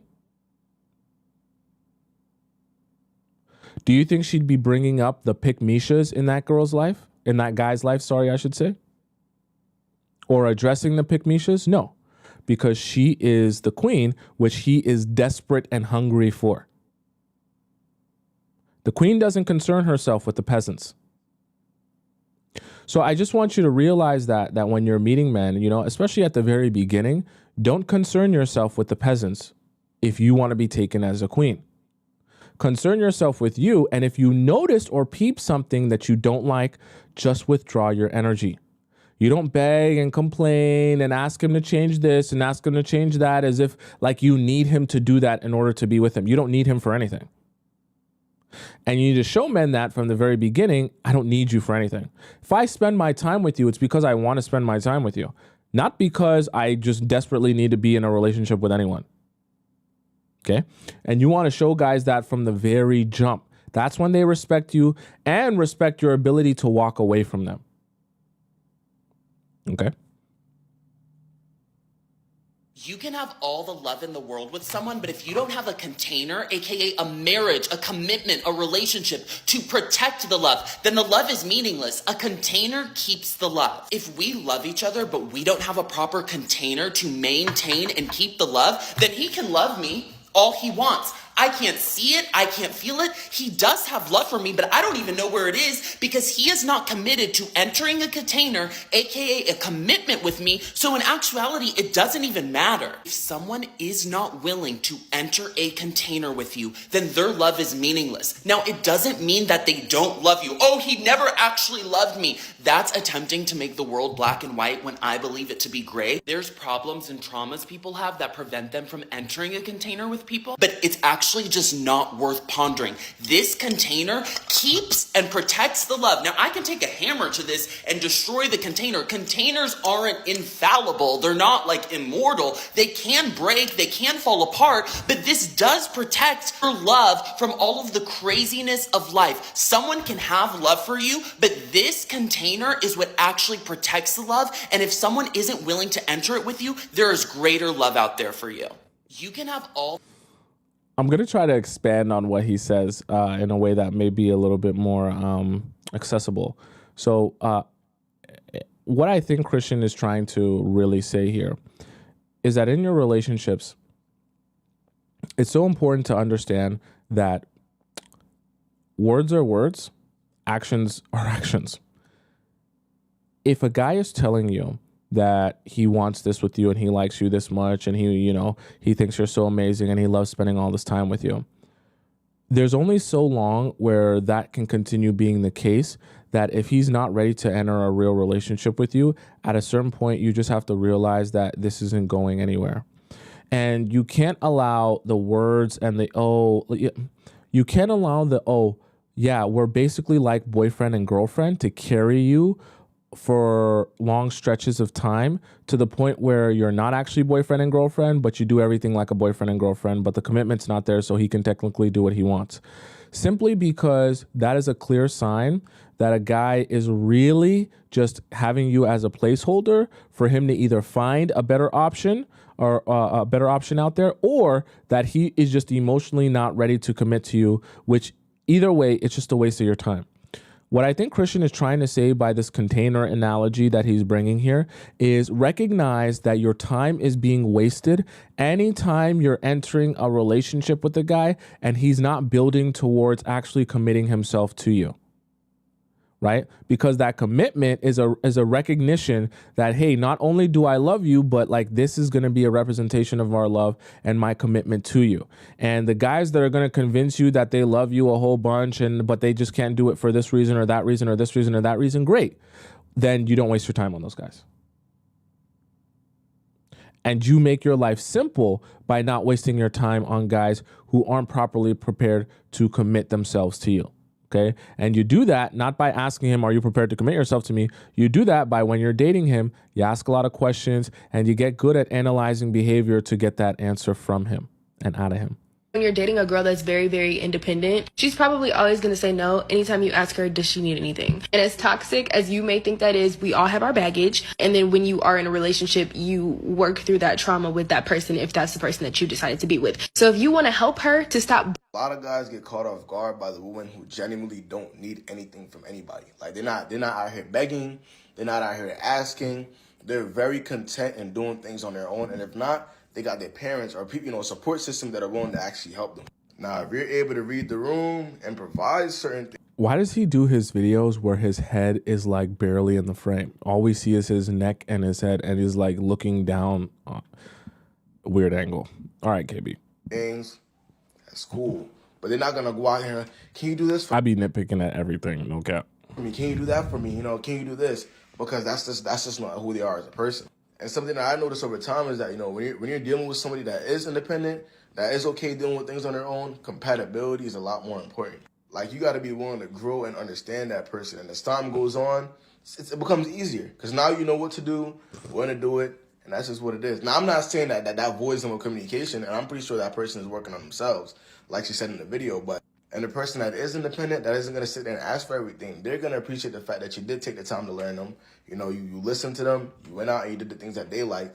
And yeah, that's just how that goes. Action is definitely key in these types of scenarios. When you're dating a girl that's very, very independent.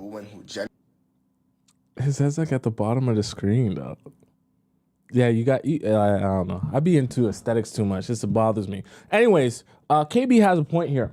And what I want you guys to understand is, honestly, don't get nervous when I know for some of you guys are like, but when I'm independent and I'm strong and I know what I want and things like that, guys get intimidated by that. Well, yeah, think about it. If I come on a date with you, ready to take advantage of you and use you for what I want to use you for, and I see that you know what you want and you know what you're looking for and you know what you're working towards, that indicates to me that I probably can't trick you or pull the wool over your eyes. that's obviously going to be intimidating to me if my intention was not to actually do the right things here. Okay.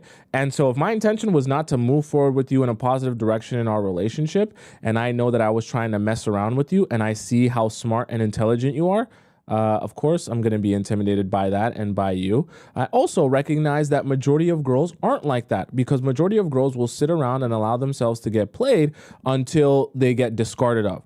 So for guys, it also becomes intimidating to realize you're not just going to sit around and get played. But the funny thing about it is, the funniest part about this is that, see, you get nervous because when guys are intimidated by you, you think, oh, they're just going to be gone forever and they're never going to speak to me.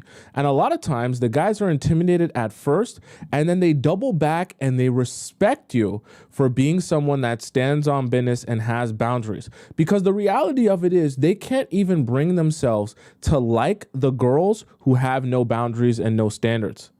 And even if they're taken aback by it at first or intimidated by it at first, a lot of times those guys come back and they say, I apologize for approaching you with the disrespect. I actually thought you were like one of those other girls that allowed the disrespect. Now that I realize you're not like that, I'm going to adjust my behavior accordingly. And you'll be surprised when you start changing up your approach and you don't allow the disrespect. You'll be surprised how many guys double back and say, oh, my bad. I thought you were one of those other girls. Now that I know you're not, trust me, it won't happen again. You'll be shocked. Guys just like to see how far they can get with you a lot of times, and what they can push, how many buttons they can push to take advantage of you a lot of times. And a lot of times when you say no to that, they just say, okay, my bad. I won't do it anymore. Okay. Please don't thank me. Thank you. Oh, okay. Yeah, we did this one already. It's crazy. Somebody said that being in a healthy relationship and being with someone who is secure with themselves is so humbling, because like, you don't gotta text all day or talk all day for you to still admire me and love me the same way you did yesterday. Like, we have separate lives and you're an addition to my life, but not my whole life. Okay? And if something's wrong, we can communicate about it and not argue at all and not raise our voices. Okay. And you don't got to share your location with me because you trust me and you will hope that I trust you. Okay? I think that some of us get so stuck in the social media world where you see people, you know, cheating and just not being good people. You forget that there's actually great people out here who still want that fairy tale ending, and they're going to do everything to get that. Not everybody's a cheater. Not everybody out to do you wrong. And until you realize that, you will never experience the love that you deserve. Yeah. Yeah. Somebody... I think what Elijah said here is pretty cool. And I actually think the point that it makes me think of that I wanted to discuss with you about this video is part of the reason I always emphasize in person. And I say no to dating apps, just get rid of the texting, don't be a textaholic, is not because I think those are the worst things on earth. But I just am a firm believer that we evolved as humans to connect with each other in real life. And if you're not connecting with someone in real life, you don't really know who that person is. So a lot of times I think that now in the place that we are in the world, we value so many things outside of how do I feel when I'm with you? What do I get from you? And how do I receive and experience you when I'm with you one-on-one in person? And a lot of times, a lot of the other stuff becomes more important to us than the person that's sitting in front of us and like how we feel about them. And we lose our ability to analyze situations and people when we're talking to them or having conversation with them, because our focus is on all of the other stuff. And so I say that to say, I think especially when he talks about, healthy love can be healthy without you guys, texting each other 24/7, all times of the day. And sometimes both social media and our fairy tales can have affected our mind, or Wattpad stories, baby oil stories, depending on who you are, can affect our mind so much that we believe the only version of love or someone actually caring about us is love bombing, instead of some sort of healthy love that builds and escalates over time. It's actually part of the reason why I showed you guys that other golf cart video is because I want you guys to get good at being able to read people and understand when they're trying to build something with you and they actually have real intention behind building with you versus someone who's trying to manipulate you and just get you to do something very quick, very fast before you can think about it, okay? Because I know that's part of the struggle that a lot of you are facing and trying to understand. Okay, does that make sense? All right, with that being said, we're gonna hop into our last segment of the day. It's an amazing segment. For those of you who know what I'm referring to, you better spam it in the chat. Do you know what time it is? I wanna know in the chat if you know what time it is. Don't look at the clock. Don't look at your watch. Don't look at your phone. Don't look anywhere else in your home. It's a very special time, a time where you're going to laugh and you're going to cry. You're going to learn a lot of things that are going to take you and make you mine. If you're still confused on what time it is, I'm going to tell you.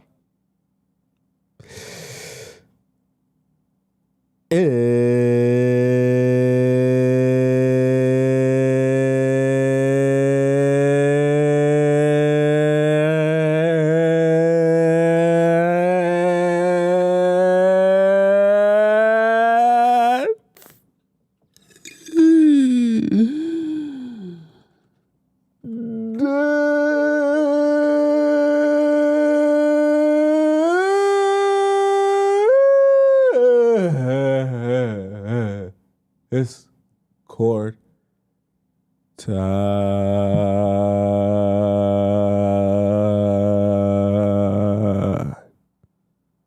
Yeah.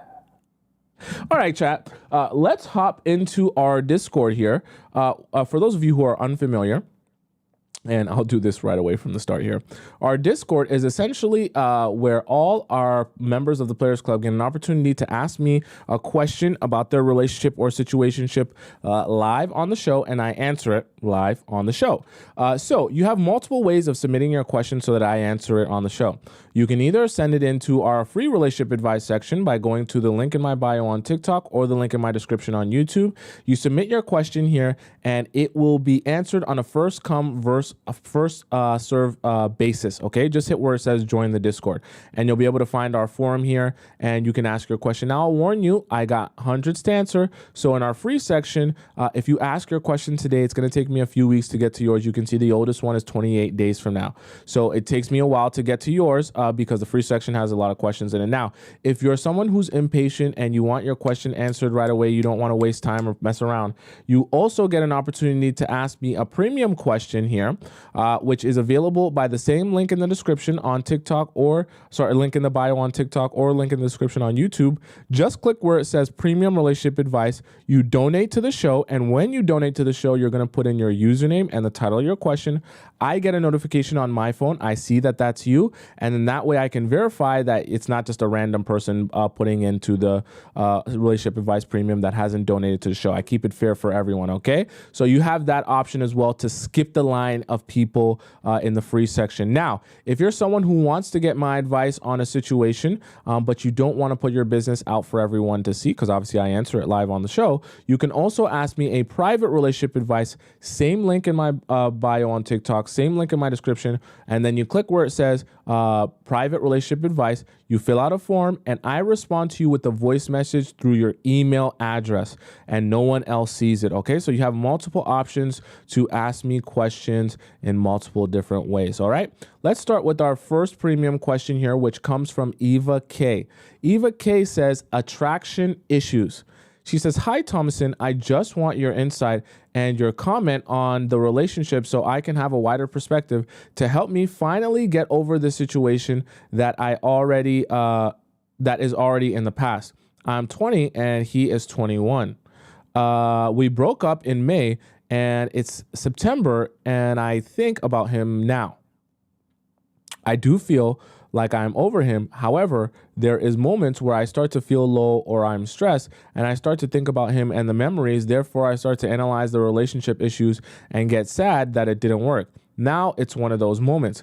We started dating at the end of February. Then he asked me to be his girlfriend a month later. He was my first boyfriend and overall a really great guy. So it was a good experience. He took me out on lots of dates, paid for them, picked me up, and took me on dates and drove me home. Got me flowers and gifts. He even picked me up from college when my car was broken down. He lived an hour away from me. Okay.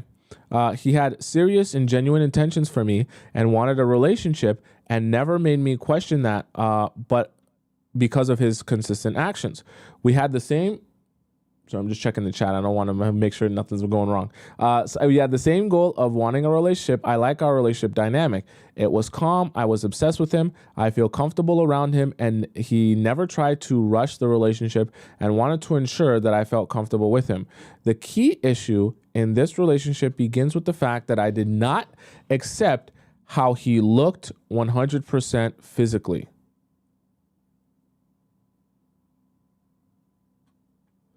And I think that's what ruined this relationship. I did like him physically, but to an extent. If he was totally ugly, I wouldn't date him. However, this extent wasn't enough for me to enjoy pineapples with him.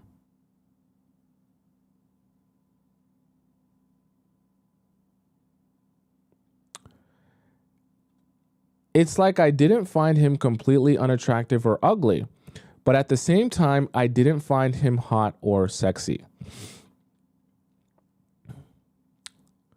I liked his face. However, when it came to his posture, therefore his figure and body, it's been a key thing that turned me off. It just ruined the way he looked in my eyes. He had bad posture, rounded shoulders, and his head was too much.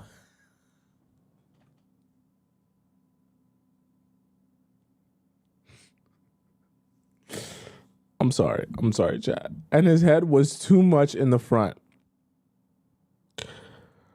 Oh boy. With each date, I tried to get used to it. Ignore the bad posture, but I couldn't. I always noticed it. It always bothered me. But because I liked him as a person and how he treated me, I thought that with time, we will get emotionally closer and I will get used to this bad posture and it won't bother me anymore. But that didn't happen. I feel bad and sad I lost out on a great boyfriend because my brain decided to pay attention to that and didn't ignore it. Honestly, I feel like it might seem stupid that I focused attention to his posture, but I really couldn't do anything. It's how I felt in the moment. And I was not doing it deliberately. I hope that you understand me. I understand. And I feel that has affected the fact that I could not develop romantic feelings for him. But at this time, I thought I just need more time for it to develop. We got along so well, but I don't understand why I still couldn't fall in love with him because I did like his personality, mindset, spending time with him, and enjoyed that he was consistent with me and treated me really well. I don't understand why it wasn't enough for me to develop deeper feelings for him. And I want you to understand that I'm not striving for a relationship where I need to have like crazy passion or amazing feelings like I do now. It's calm and stable, but at the same time, I need to feel like I have feelings for him. Let's get into the pineapples.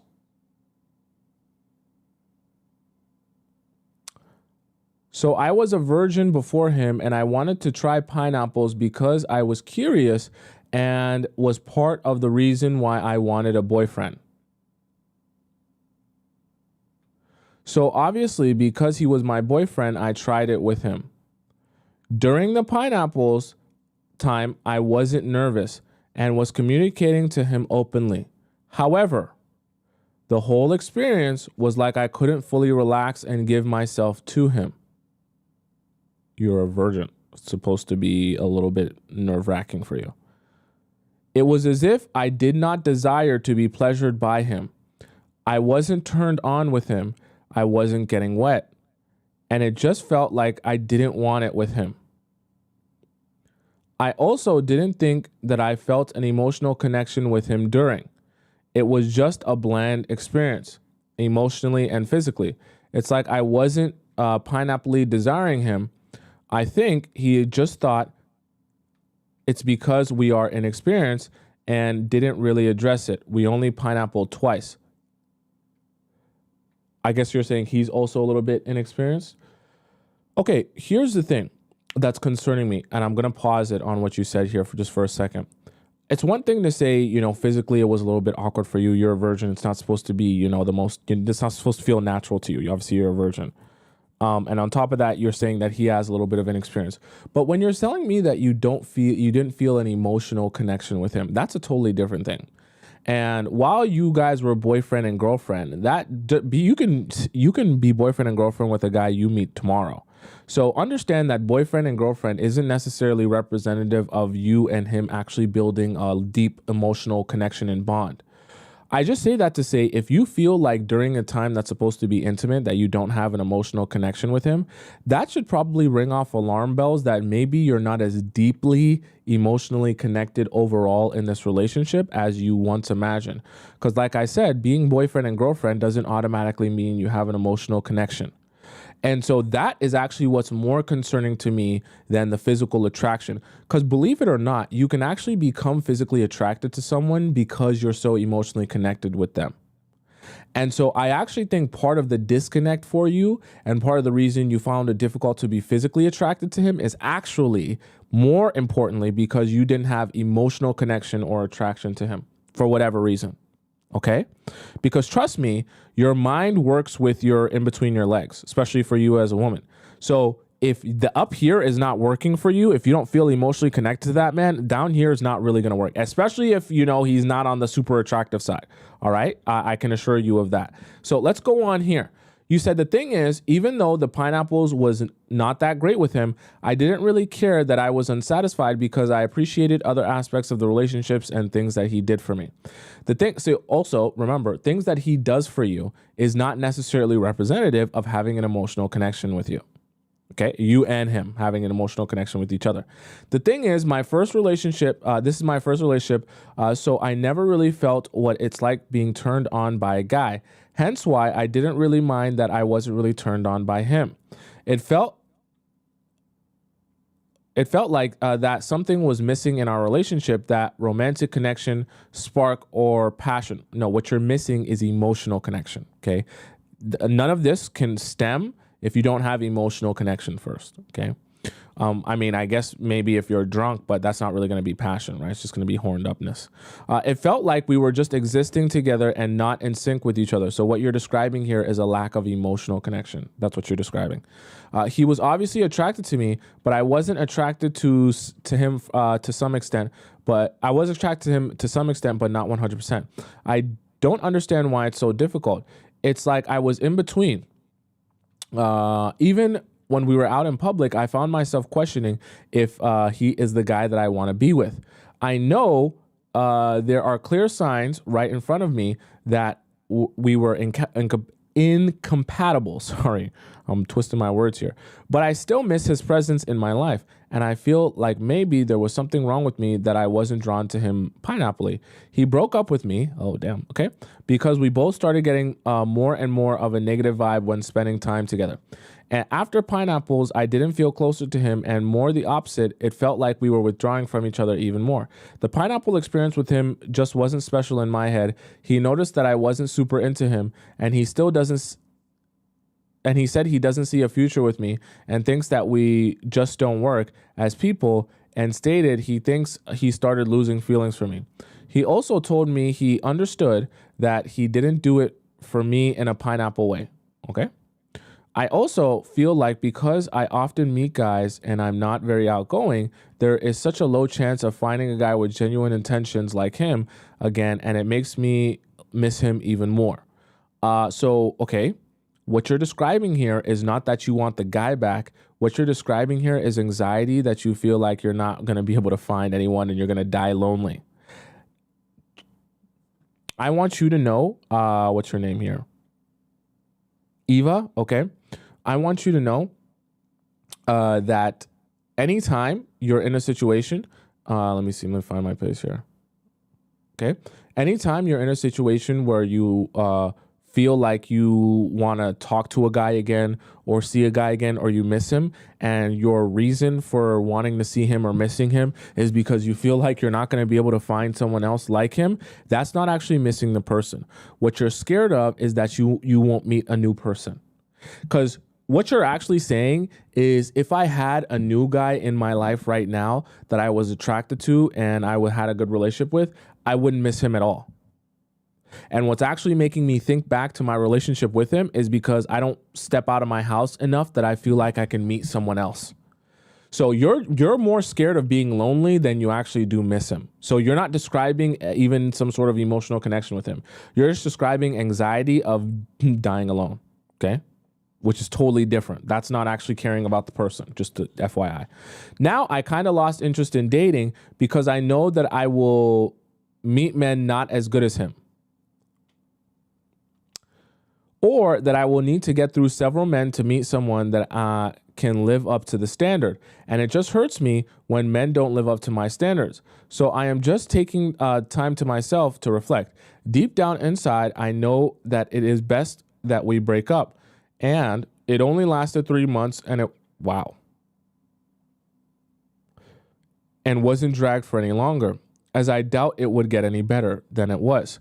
And overall, I'm grateful for this experience because he has shown me how a normal man acts and pursues when he's actually interested. I just want to add another situation that isn't related to pineapples. This situation was already after the pineapples, okay? So he planned to meet his friends. 2 weeks later, we broke up, and it was his guy best friend and his wife. So he picked me up, and on the way, we picked up this guy friend from work. I knew that it was important to him that I get along with his friends and get along like couples and hang out. So when we were driving his friend back home, when he was driving his friend back home, so that he can get ready and then we can all go bowling, after we drove the friend home, he told me that I was quiet in the car. And obviously I wasn't really talking to the guy. I don't know him, and they are friends after all. And they were talking. I have nothing to say. He knew I was nervous about meeting them. I told him that. So honestly, what is the point of telling me that I'm quiet like I already don't know? Honestly, I hate that when people expect me to talk or kind of pressure me into it. I swear I have some sort of trauma. You just might be an introvert. We drove to bowling with his friends. I don't really talk to them as much as you do. My boyfriend is as much as my boyfriend is talking to them and catching up, as they have known each other for years and they have their own things to discuss. I have nothing to add to the conversation. You're just an introvert. It's not a crime. The same thing continues during bowling. We are just playing. I didn't feel fully comfortable starting a conversation with his friends as I'm just seeing them for the first time. I don't feel comfortable around the new people and I don't really know what to say. I am that kind of person that can confidently talk to people when I already know them or when they try to include me, but his friends didn't try to talk to me, which made it hard for me. It's just difficult for me, especially the fact that they all know each other and have their own banter, and I'm new to this whole group. It's okay. Like, it's fine, right? You're meeting new people. It's okay. It doesn't all have to happen in one day. When his friends went away to play arcades, he told me, "Not talking to them much, are you?" And I just replied, "No." So you're shutting down now. That's what that means. So he didn't seem mad or anything. He was still nice, but I was getting that vibe that he doesn't like something but is hiding and not telling me. Then towards the end, when it was time to go home, me and my friends started to have some conversation about bowling, college, etc. So honestly, the bowling didn't go that bad. Okay, so clearly you just had to warm up. He never addressed that he didn't like something for the whole 2 weeks, and I thought everything was okay until the day he started breaking up with me, and only then he told me he didn't really like that I wasn't talking to them during bowling. Then I didn't really like him then I did tell him that I need to get time to get used to his friends and it won't be perfect for the first time like he imagined, which is fair, which he said he understood. However, he felt uncomfortable that when he was talking to me during bowling, he wasn't talking to them. And when he was And when he was talking to me, he wasn't talking to his friends. Honestly, it's so weird to me because I really don't mind if he didn't talk to my friends. Even if the guy seems good, there will still be some BS about him, honestly. I don't know, maybe as he said it was because he was starting to lose feelings for me, and that's why he didn't consider how I felt.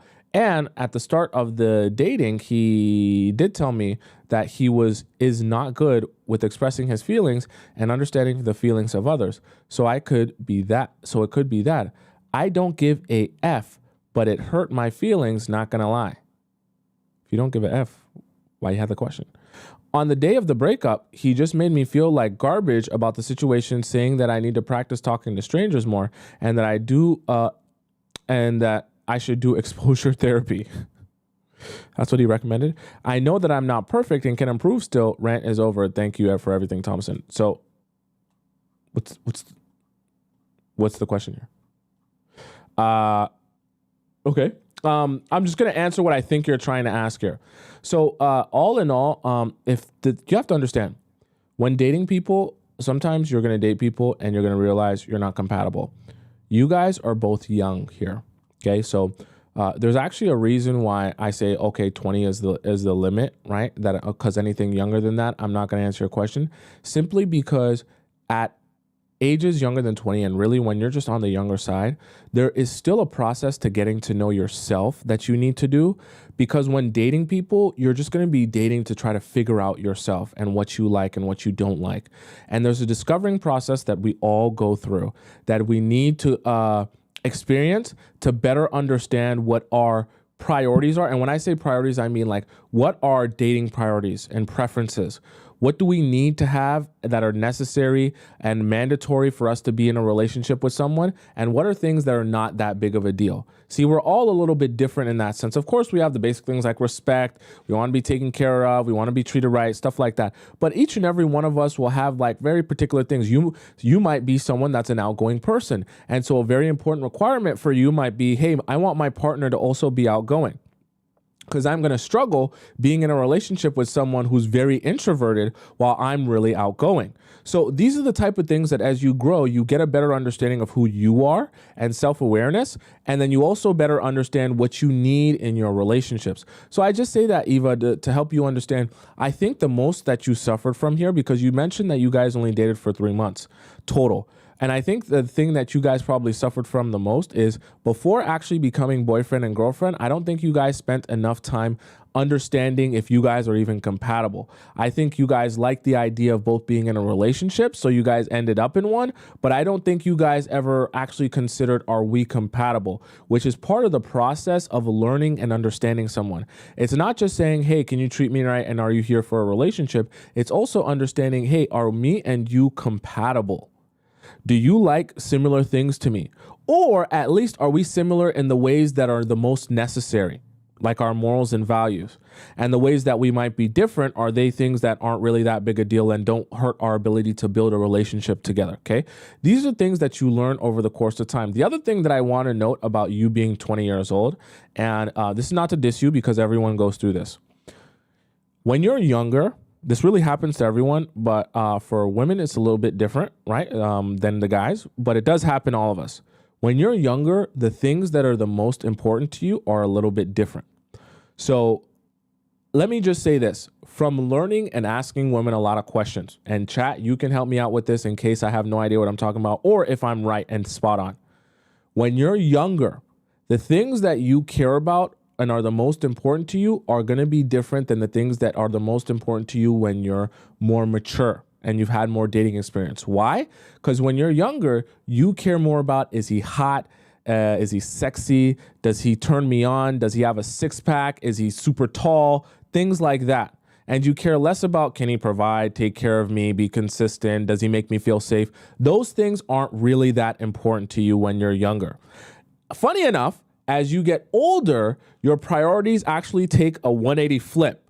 So you actually are willing to sacrifice. Is he super hot? Does he have a 6-pack? Is he 10 foot tall? Does he have a 80-inch long? Things like that. You're willing to sacrifice for, does he make me feel safe? Is he consistent with me? Is he financially stable? Is he intelligent? Can he take care of me and protect and provide, right? And they take a flip on its head. So I just say that to say for you, Eva, I think what you're experiencing now is part of your transitioning. This is going to happen over many years. Part of your transitioning from being, someone who is less experienced in dating and being on the younger side where your priorities are different, and growing into being a full-on woman where your priorities are drastically almost like the opposite. And now when you're going out into your dating world, the things that you're looking for in men is not just, are you super hot? You're looking for past, are you super hot? Can you take care of me? Can you provide for me? Are you going to treat me well? And this transition period for you, the reason that it's frustrating you is because you're realizing that the relationship that you kind of had going on already fits in line with the new priorities that you're shifting towards and aligning towards. And you're upset at the fact that these new priorities that you're shifting towards that are becoming the most important things to you are the things that you kind of abandoned when you left that relationship with him or that relationship didn't work out. And you're now realizing that that's actually the harder thing to find as you're maturing and growing, okay? That's nothing wrong with that. Like I said, we all grow and mature, and guys go through this too. They go through a process of understanding that, hey, when I'm younger, the things that are my priorities for me and that I'm looking for are going to be different than the things that are priorities for me and that I'm looking for when I'm older. There's nothing wrong with that. We all grow and mature. But I say that to say that's part of the reason why you're looking back on the relationship and you're kind of upset at how things went. And now you're feeling like, damn, what am I going to be able to do now? But I will say to that, you need to accept the reality that that relationship transpired and it's ended, and you need to use that as a lesson to move forward in what you're looking for. So, of course, Eva, you sent in your question because you have some thoughts on it and you want to express that, and there's nothing wrong with that. But what I want you to do is not just have this experience as something of regret that you live with forever. Because the reality of it is you had the relationship, you guys broke up, and you're here now. So there's nothing you can really do to go back on that. Okay, that's transpired. But I want you to use the memory of that to say to yourself, okay, now I see that clearly what's more important to me and for my actual everyday happiness is not just if a guy is super attractive or if his posture's off. Because the reality of it is when I'm meeting people and building with them, truthfully, when I look back on the relationship, I'm not really going to care that much what his posture is. And when I'm building the relationship, I'm not really going to care that much, is he the hottest guy since sliced bread? What I'm going to care more about is if he treats me well. So now use this lesson as when you're going out into the dating world, be looking for the qualities that you now know are the most important things to you. That way you don't make the mistake of saying to yourself, oh, well, this maybe might not be for me because he's not super hot, right? And use that experience to help you understand and grow and develop into what you are actually looking for. Now, the other thing that's really important is when you're building with new people, make sure you're building an emotional connection with them and not just spending time with them instead of actually getting to know those people, okay? Because when you're not having real deep conversations, you can spend hours of a day with someone and not actually know them any better. So, you need to make sure that the conversations you're having with any guy that you're getting to know or you're trying to build with are actual real conversations where you're actually learning about him and you're experiencing him in all these different ways and situations where you're growing together, not just hanging out. Okay. Because when you're 20 years old, a lot of times you can get caught in the loop of just hanging out, but you're not actually building an emotional connection there. Okay. But I will never say, and someone said physical attraction is still important. I agree. Physical attraction is important. And you can't lie to yourself, Eva, as well, right? If you meet a guy that you're not physically attracted to, then you're just not physically attracted to him, okay? But I also think that part of what you were struggling with was not feeling emotional connection with him as well, which is also important and even more important than just the physical attraction. Because like I said before, you can become physically attracted to someone that you're growing an emotional connection with.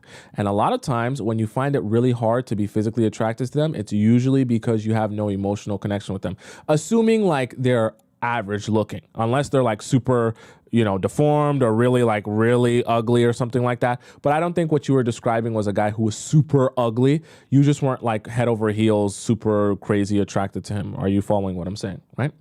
Someone says, is this recording? No, it's very live. Okay. Very live. All right, Eva K, I hope that answers your question. Now, let's go into our next question here, which comes from K. Okay, I think, no, we did K's. We did K's. This is K's. Oh, no, maybe this is K. Oh, I think this is K's follow-up from the last one that we were doing. Okay, so is he going to switch up on me after this? So K says, 5 weeks ago, I met this gentleman who has his life together. We had our first date the day after we met. We talked and got to know each other more. It was a good date. We stayed in contact with each other daily, mostly by phone. 3 weeks have passed and I noticed it's been 5 days and no contact. I decided to text. He immediately responded saying he wanted to call, but he was busy. I ignored it. I felt like if he did, he would have. Okay. The next day he called. I didn't answer. I was busy. At 2 p.m., he called and I was free, so I answered. He immediately went in explaining why I haven't heard from him. I listened. He said he had a big project that came up and had taken all of his attention. He had also gone sick and was recovering. That was also the weekend with his daughter, and he had taken his son back to college. I said, okay, I understand. I am very busy as well. However, I will make time for the things I want to make time for. He agreed and said he didn't want to make me think he wasn't interested because he was. I said, okay, actions speak louder than words. Only time will tell. He wanted to see me that weekend, but it lasted. Wait, what? But it was last minute and he already had plans. Sorry, you already had plans. He asked what I was doing. I shared minimum details. Then he asked who I was hanging out with, and I replied, friends. He asked if I will be his date the following weekend and join him on an out-of-town trip to his college. His fraternity is having an event. I told him I will get back to him on that. I waited a few days, then responded saying, I'll sit this one out, but thanks for the invite. I appreciate you thinking of me. We've been in contact every day since. The next day, he asked me if he could cook for me. I said, that sounds amazing. I look forward to it in the future. However, I don't do house visits while I'm still getting to know someone. I understand that you have a busy week, and I appreciate you trying to find some time to fit me in. Part 2, you can let me know when you're available after your trip, and we can make plans. Just as long as it's in advance. He said, okay. The following weekend, I was going out of town, so he planned a date before I left. It was a comedy show, so we didn't do much talking, which was fine because at this point, we were talking every day. You mean every day over the phone? When it was time to pay for the food, he handed me his American Express Platinum card. Oh, yeah, that's that big boy card. I'm about to cop me one of those. Don't you worry, child. I'm copping me one of those very soon. Metal card while he went to the bar to get drinks. I thought it was a flex. Yeah, he did flex. When you pull out that American Express sheet, that Platinum Express sheet, that he flexing. He flexing. It's okay. It's okay. A little light, low flex. He got his miles going on and everything like that. I thought it was a flex. He is a director of marketing of a marketing company, so maybe not. No, it was a flex. Okay, it's a flex. That evening, we had for those of you guys know, American Express Platinum card, it's a flex, okay? The next day, I decided to ask him if he was available to drop me off and pick me up from the airport. He said yes. He actually ended up sending me an Uber, but he kept his word. He also asked if I could stay over. I asked, are there any underlying expectations? He said no, and I said okay. We chatted a little bit, and he asked me about my trip. You be taking a lot of trips. I told him, then we began to make out. What? Did we miss like a portion? What? You got in the Uber. He sent you the Uber. He was like, you want to stay over? You were like, oh, yeah, you're not expecting anything, right? You came over. You chatted about your trip. Now you're making out? Why do you guys leave out the most important parts of the story? You guys be telling me details about his American Express. And how did you go from chatting about your trip, now you guys are making out. How does that transition there? Because I feel like you're leaving some important things out. The making out became slightly intense. Oh my God. Why would you do this? So I pulled away. He pulled me back in and started kissing me again, wanted to touch me in certain areas, but I declined.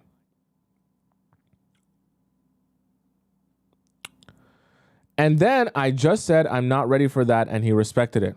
Other than kissing, nothing happened. But I'm wondering if he will switch up on me because I said no. I'm not going to give in until I know I have him emotionally attached. I must admit, I immediately wanted to text him the next morning and explain why I said no. Add to let him know that I'm attracted to him, but I just wasn't ready. I then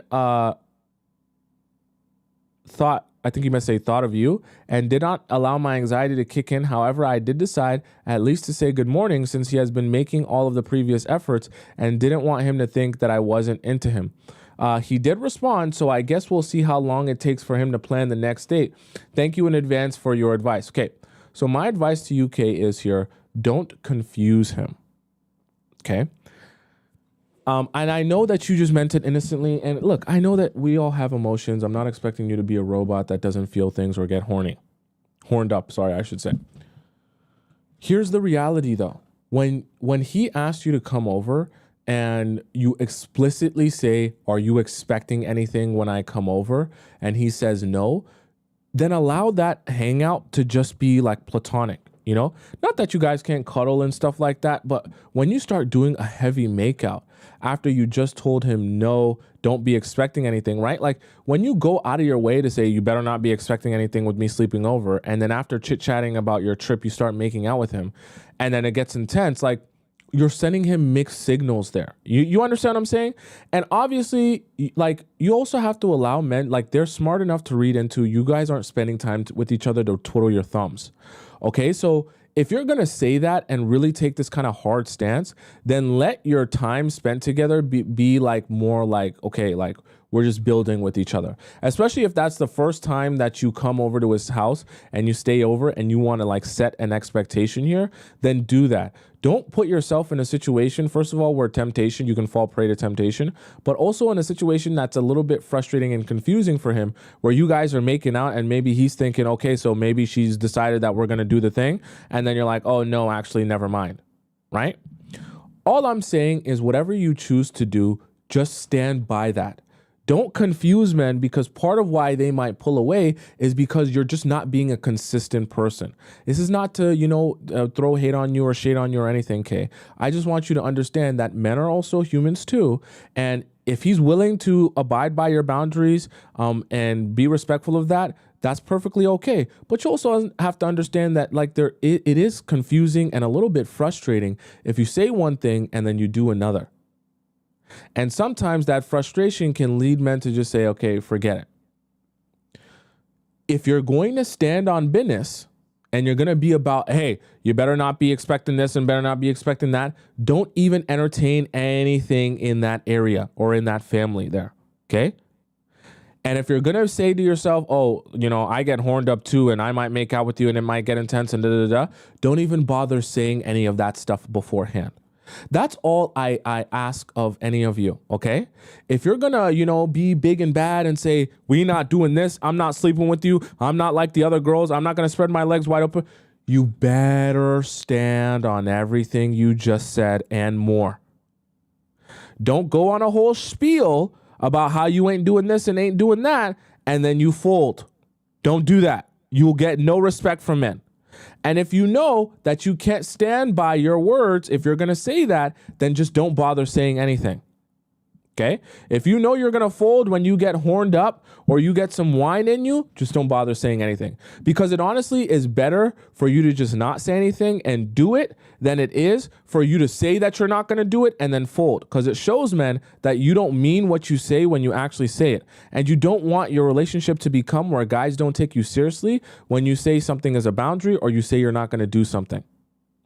You need to have men very aware that if you say no to something beforehand, it's going to be a no later. It's going to be a no 2 hours from now. It's going to be a no 3 hours from now. That way, when you start setting boundaries, they know it's a boundary and nothing else. Not a boundary that I can cross, not a boundary that I can massage my way around, not a boundary that I can, get you to go backwards on. No, it's just a boundary. Very simple. Okay? So don't confuse guys by doing this. So, Kay, you need to decide, which one are you? Do you get horned up and you can't control yourself? If that's the case, don't be doing this whole speech about what is your expectations. I'm saying no to this. I'm saying no to that. If you know that you're going to fall victim to temptation, if you know that you're not into this and you really want to set the expectation straight and you're going to say this ahead of time, then set that expectation, but then don't break on that. Okay? Right? Don't break on that. Don't fold on that whatsoever. Obviously, there's nothing wrong with showing him affection. And obviously, there's nothing wrong with kissing him. But see, this is where you have to get very careful because there's a lot of gateway drugs when it comes to intimacy, because you can say we're not going to do this, but then you can also be like, damn, if I start kissing him while we're in the house, then kissing can very easily lead to making out, which can lead to tongue kissing. I love tongue kissing. And if he's a good kisser, now you're horned up. And maybe you start tongue kissing while you got some wine in you. Now you're really horned up. Maybe you start tongue kissing, you got some wine in you, you're horned up, and you haven't, had a gasm in a couple of weeks, right? So now you're starting to pile on the external factors here, and now you're alone. Now you're in his apartment. You got wine in you. You're horned up. He's touching you all over. He's a great kisser. And then one thing leads to another. So this is where you have to start getting strategic and saying to yourself, if I know I like kissing him, then maybe let me kiss him in places that aren't in private so that I don't start losing my marbles. If I know that I like kissing him. That way, at the very least, even if you start kissing him, you won't fall victim to saying, oh, damn, I'm just going to do whatever, right? Because you're not going to rip your clothes off if you're kissing him at a picnic in public. I would hope not, unless that's your thing. And so you want to give yourself some sort of like barrier that you literally can't cross, even if you wanted to, if you know that you enjoy that. That way it doesn't become a gateway drug to you that you fall victim to. And I really mean that, Kate. Like you really, as a woman, you have to strategize on the ways that you're going to keep your respect. Because I know that you're a human being. I know you have emotions and feelings too. And I know you get horned up too. But I want to actually help you not make a mistake that even when you're horned up, you'll be looking back on it and be like, damn, I was horned up that day. But now that I have this in my relationship, or he doesn't respect me, or he's not taking me seriously, I regret being so horned up and making decisions based on being horned up. I don't want that for you. Okay, so now if you're going to set this record straight, you got to abide by that. So if you know that you probably can't do the sleepover again without the same thing happening, then probably no more sleepovers for you. I really mean that.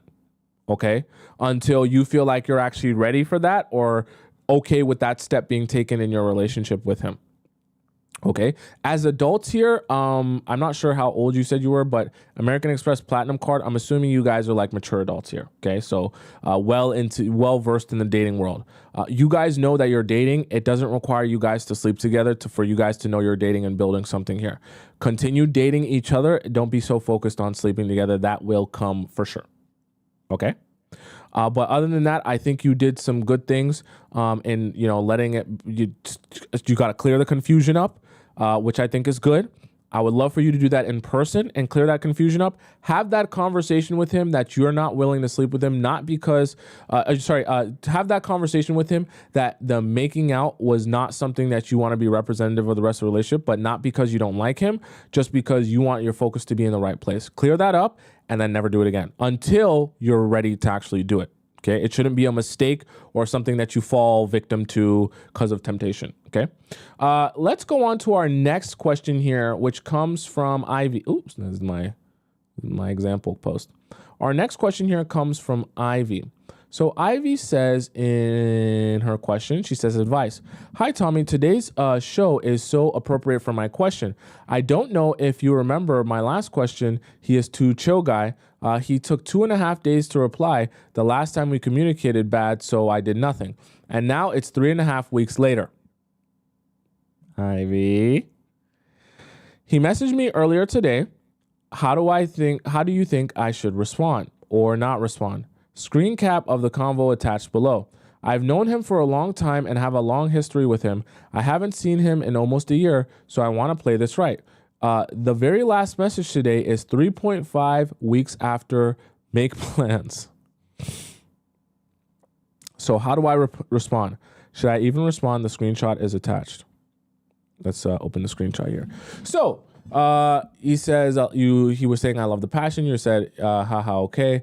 I'm excited too to see you. Me too. You said, if you're too busy, let me know. I need to plan my weekend, but I love to talk to you.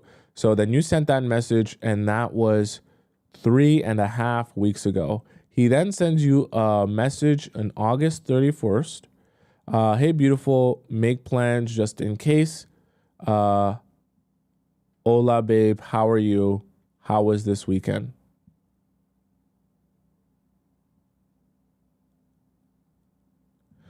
I'm a little bit confused. He says, hey, beautiful, make plans just in case. What does that mean? No, I'm not sure what that means here. But assuming everything else in your message, like he messaged you 3.5 weeks after, just let it go. I'm not really sure what's going on here. Like why is the gap here? Did you not respond to this? Because what does he mean, make plans just in case? But anyways, if it's 3.5 weeks that you guys weren't talking, and he's just kind of popping up after 3.5 weeks, I just don't think there's anything left there. I like to give you guys a hard and fast rule. If you're chit-chatting with a guy and in over 2 weeks you guys don't have any conversation, like honestly, just let it go. That honestly goes for all of you, because sure, let's just say a couple days you can be busy and not be able to text or message or reach out or whatever. Even a week, let's even give some guys, okay, you got this going on, that going on, and your life was just really busy. But after 2 weeks, there's no amount of busyness that they couldn't send you a single message. They couldn't reply to something. They couldn't open their phone. They couldn't call you. They couldn't ask you about nothing. Even if they can't contact you in a whole 2 weeks, I'm sorry. That guy's just not interested. I'm telling you this from a guy's perspective. 2 weeks, no message, no nothing. Their interest in you is little to none. So Ivy, in this case for you, and what you're going through, even though he wants to see you this weekend, I just don't think there's enough interest there for you to really like. I'm not denying that he might honestly want to see you this weekend, but you can only go in a hamster wheel for so long. Like, what's going to happen? You see him this weekend, and then what? After you see him this weekend, it's another 2 weeks? Like, what are you supposed to do with that? The reality of it is, if a guy was interested in you, like for real to build with you, he would, message you more frequently than this, or at least like the plans. Even if it was 2 weeks in between you guys actually going out on the date, he wouldn't wait 3.5 weeks just to plan with you the next plan. Because what was he doing in this whole 3.5 weeks? On dating apps? Going on dates with other people? Seeing other people? So that should just tell you you're not that big of a priority to him. If 3.5 weeks can go by and he doesn't even feel the need to message you or whatever. Part of also the reason why I tell you guys to just avoid dating apps, because some of the guys that you meet on dating apps could be serial swipers. What I mean by serial swipers is they're just addicted to the dopamine of swiping and matching people. And they don't actually even care to build relationships with them. They just want to swipe, match, and message. And they don't even want to, actually see those people or build relationships with them. They just want to keep swiping and keep matching and keep messaging. That's the dopamine hit for them. And so some of them, they talk to you for a bit, then they go back to someone else, and then it's just so pointless. Ivy, I think you're better than this, and I don't think you should be waiting 3.5 weeks for a guy to make plans with you. All right. Okay. All right, chat. That's the show for today. If you guys have any questions for me that you want to be answered about your relationship, feel free to ask it in our premium relationship advice section. You just hop right into my TikTok bio or my link in my description and ask your premium relationship advice question. Just add your username and the title of your question. And for those of you who want to ask me a private question, you can also do that, link in my bio or on TikTok, or link in the description where it says private question. You fill out the form and I answer your question and nobody else sees it. Okay, so you got multiple options there. For those of you who want to follow me on Instagram because you want to see everything I'm doing all times of the day, my Instagram is Tomisin_Atub, right on the top left corner of the screen, and it's right on the bottom right as well if you want to follow me on Instagram and get a little bit closer to me on a personal level. For those of you who are on TikTok and you want to rewatch the show because you missed parts of the show and you want or you want to see more or other live shows that I've done, just type in my name on YouTube. It's Tomisin Atobatele. You type it in on YouTube, go to my live section. You'll be able to see this live stream along with every other live stream I've ever done since the beginning of time.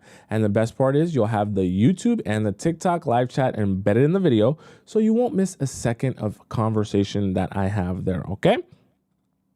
I'm here every weekday, Monday to Friday, so I'm going to be here again tomorrow at 4 p.m. Eastern Standard Time. I'm here every weekday at 4 p.m. Eastern Standard Time. So until then, goodbye for now.